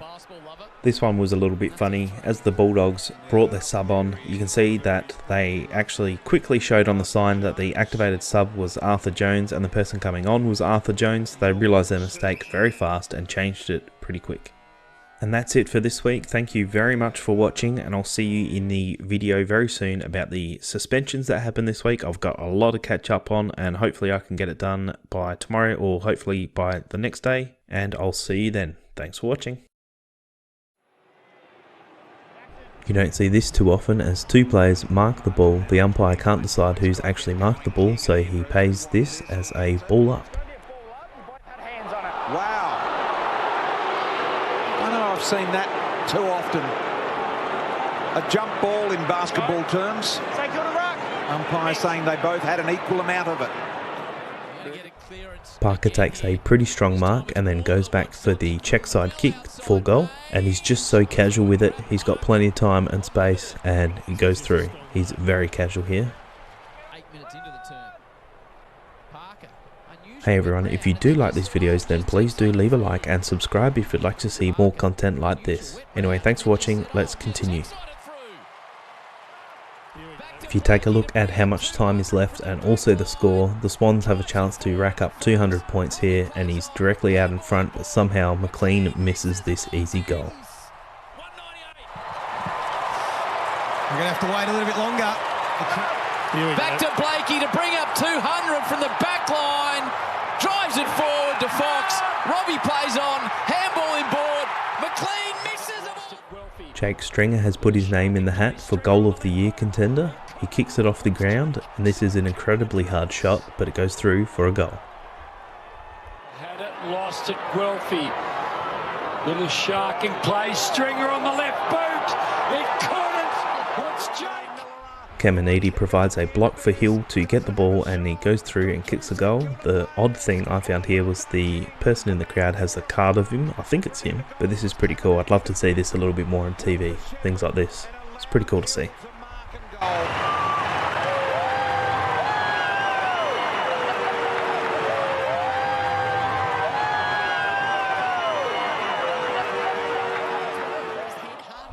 Humphrey from the Suns has taken a shot at goal here, and even he knows it's touched. He lets the umpires know, but they still review it, and yeah, it's touched. I think Lipinski has given Keys the yep, and he receives the ball straight from Ben Keys. This is pretty funny. He's passed it to someone who's not on his team.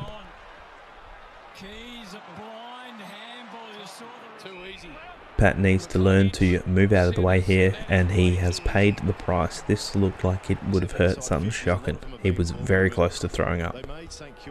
Man up. If they didn't man up, they found the free and then hit a nice movement.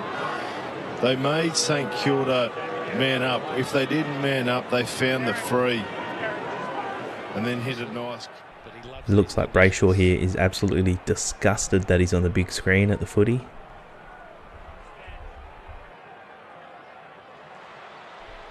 After Mason Cox kicks a goal, there's a little bit of scuffle here, but Ben Keys actually takes the sunnies off his head. I think he'll actually cop a fine for this.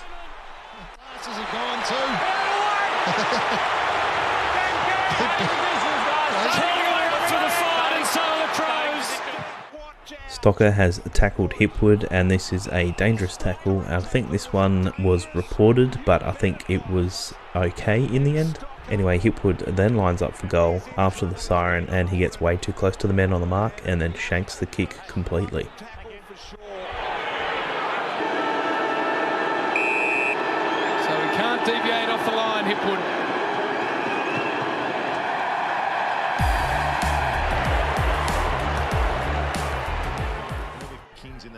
Whether Joe Danaher actually did get a push for this or not, I don't know. But he completely just flops flying through the air going for the free, and the umpire does not pay it.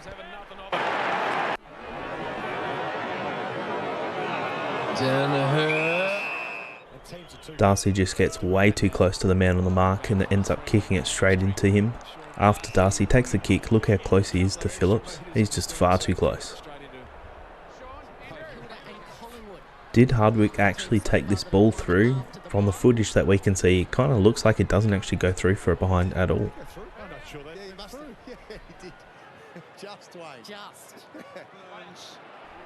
Caminiti takes the mark, and he probably knows that he's right on his limit on his distance, so as soon as he gets touched, he just completely flops down to the ground. After the ball goes through for a behind, Hardwick and King here have a little bit of a wrestling thing. It kind of reminds me like how you would wrestle with your brother or something. Gary Rowan absolutely clean knocks out Jeremy Cameron. Luckily, he was fine the next day. He was back on his farm doing some funny stuff as he always does. I'd probably expect that he will miss the next week's game due to the concussion protocols. He was knocked clean out. Poor old Leicester's getting absolutely bashed around the throat the last couple of weeks. As you see, King here takes a swipe at him. I'm not sure if he really connects that hard, but it'll be interesting to see what the MRO does with this one. Looks like he's hardly flicked him. I don't think he's got much to worry about there. He might have got him with a finger. Maynard thinks he's playing soccer out here or something. The ball comes his way and he just rebound kicks it back to where it came from. Was ready. Hinge. Maybe a step too many. Couldn't guide the kick. The Suns have the game well and truly won by this point, but you can see that they are team players, and there's a few kicks inside the forward 50 and anyone can take the shot at goal, but they pass it and eventually get it to King to take the last shot of the game. This is really good teamwork here by the Suns, even though they were up by so much and the game was pretty much over. After Cozzy Pickett almost gets the ball and gets a clean shot at goal, he fumbles the ball down onto the ground, but that's no worries because he just soccers it off the ground for a goal. For Cozzy Pickett, just walks Buse away, gets in his way. Buse is Pickett's man, gives Bruin has the ball and it looks like he's just kicking it into space to try and get the ball towards one of their forwards inside the forward 50, and he gets a very lucky bounce, and this eventually goes through for a goal. His direction to the top of the square, the ball sails, might do just a little bit better than that.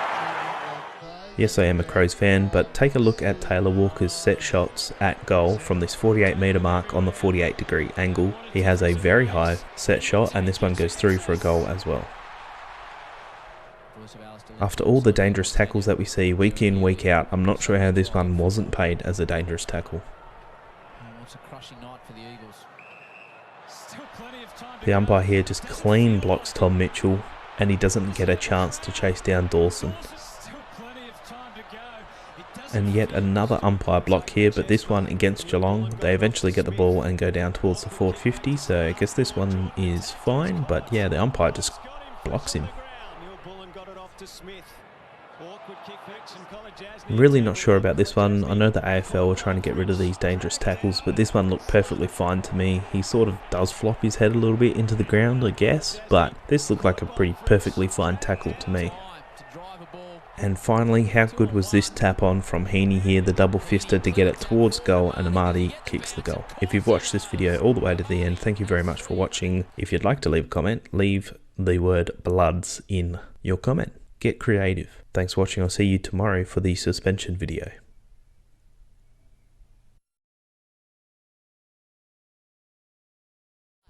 Hello and welcome to AFL Oddities Round 20, and this might be my brand new favourite team. 4 minutes coming up in the history of the Gold Coast Lines. 4 minutes coming up in the history of the Gold Coast Lines. Dawson from the Crows has been called for holding the ball, and it's Ollie Wine's free kick, and Dawson just gently throws the ball back in Ollie Wine's face. Probably a little bit lucky that he didn't get paid 50 for this, but it looks like a little bit of harmless fun. Bad kicks must run in the family there for the Mackays, as also Ben Mackay tries to kick to a teammate and he too shanks it in the defensive 50.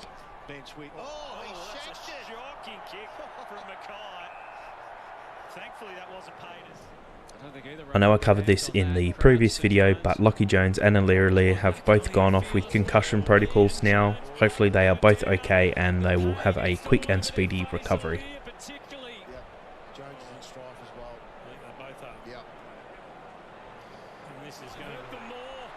After Taylor Walker marks inside the forward 50, he kicks it over the top to Ben Keys, who goes in and kicks a goal, and you can see after he celebrates with Tex and then goes over to Razor Ray to probably say, "Please don't give me a fine, mate."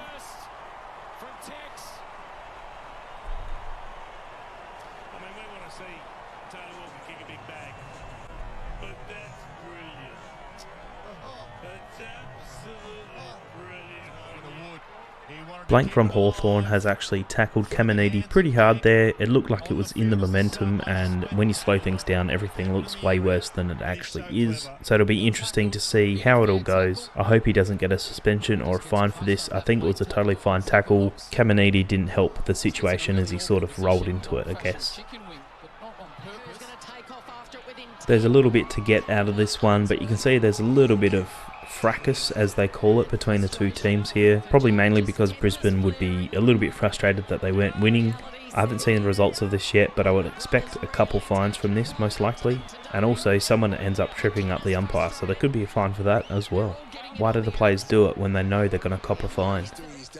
Hugh McCluggage has clearly pushed Noah Anderson into the back of the umpire, and he received no fine for this. I don't know why some weeks they give out fines for this, and then other weeks, apparently it's okay.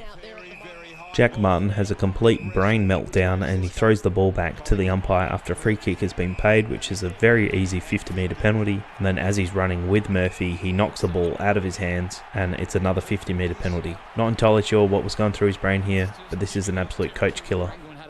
As the commentators say, Jamaru Gulhagen has had issues with kicking goals this year. You can see he's about 15 or maybe even 20 metres at the absolute most out. And he's kicking around the body, and for some reason he's way too close to the defender on the mark, and he kicks it straight into his defender. He's got so much more room, he knows he can kick the distance, so just take a few steps back.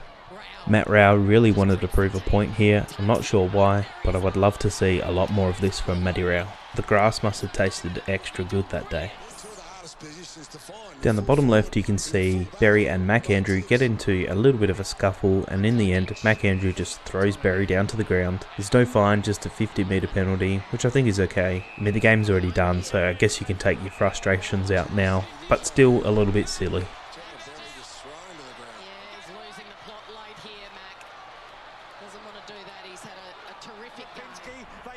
BT says that Lipinski's kick is smothered, and I guess that is true, it is, but it's with the face of his teammate Markov. This would have really hurt.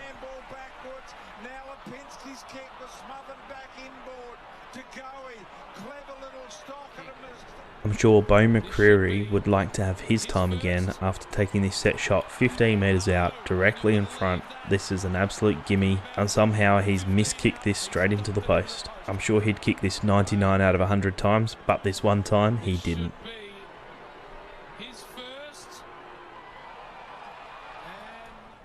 A free kick is paid and it's to Melbourne, and then advantage is given. Jack Viney, you can see, sort of breaks stride and he looks back to make sure that it's his free kick before he kicks it. He takes the advantage and kicks it out of bounds on the fall. To be fair, he's probably put off by the umpire's call and he's not fully focusing on the task ahead and he shanks it. This one is a little bit odd. What do you think? Should have this been play on, a 50-metre penalty? I'm not entirely sure. I think the umpire did make the right decision in the end and bringing the ball back. It's not too often that you see a person being tackled after they take the mark and then they kick it, so I'm not sure. What do you think? I think this takes the cake for worst play of the year. GWS cannot hit a target by handball. They get the ball inside the forward 50 easily. They outnumber the defenders and then somehow they kick it straight into the goalpost. And that's it for this week. A little bit shorter this week as I was quite busy on the weekend. Hopefully next weekend I'll be a little less busy so I can get more footage and more oddities. But thank you for watching and I'll see you in the next video. Thanks for watching.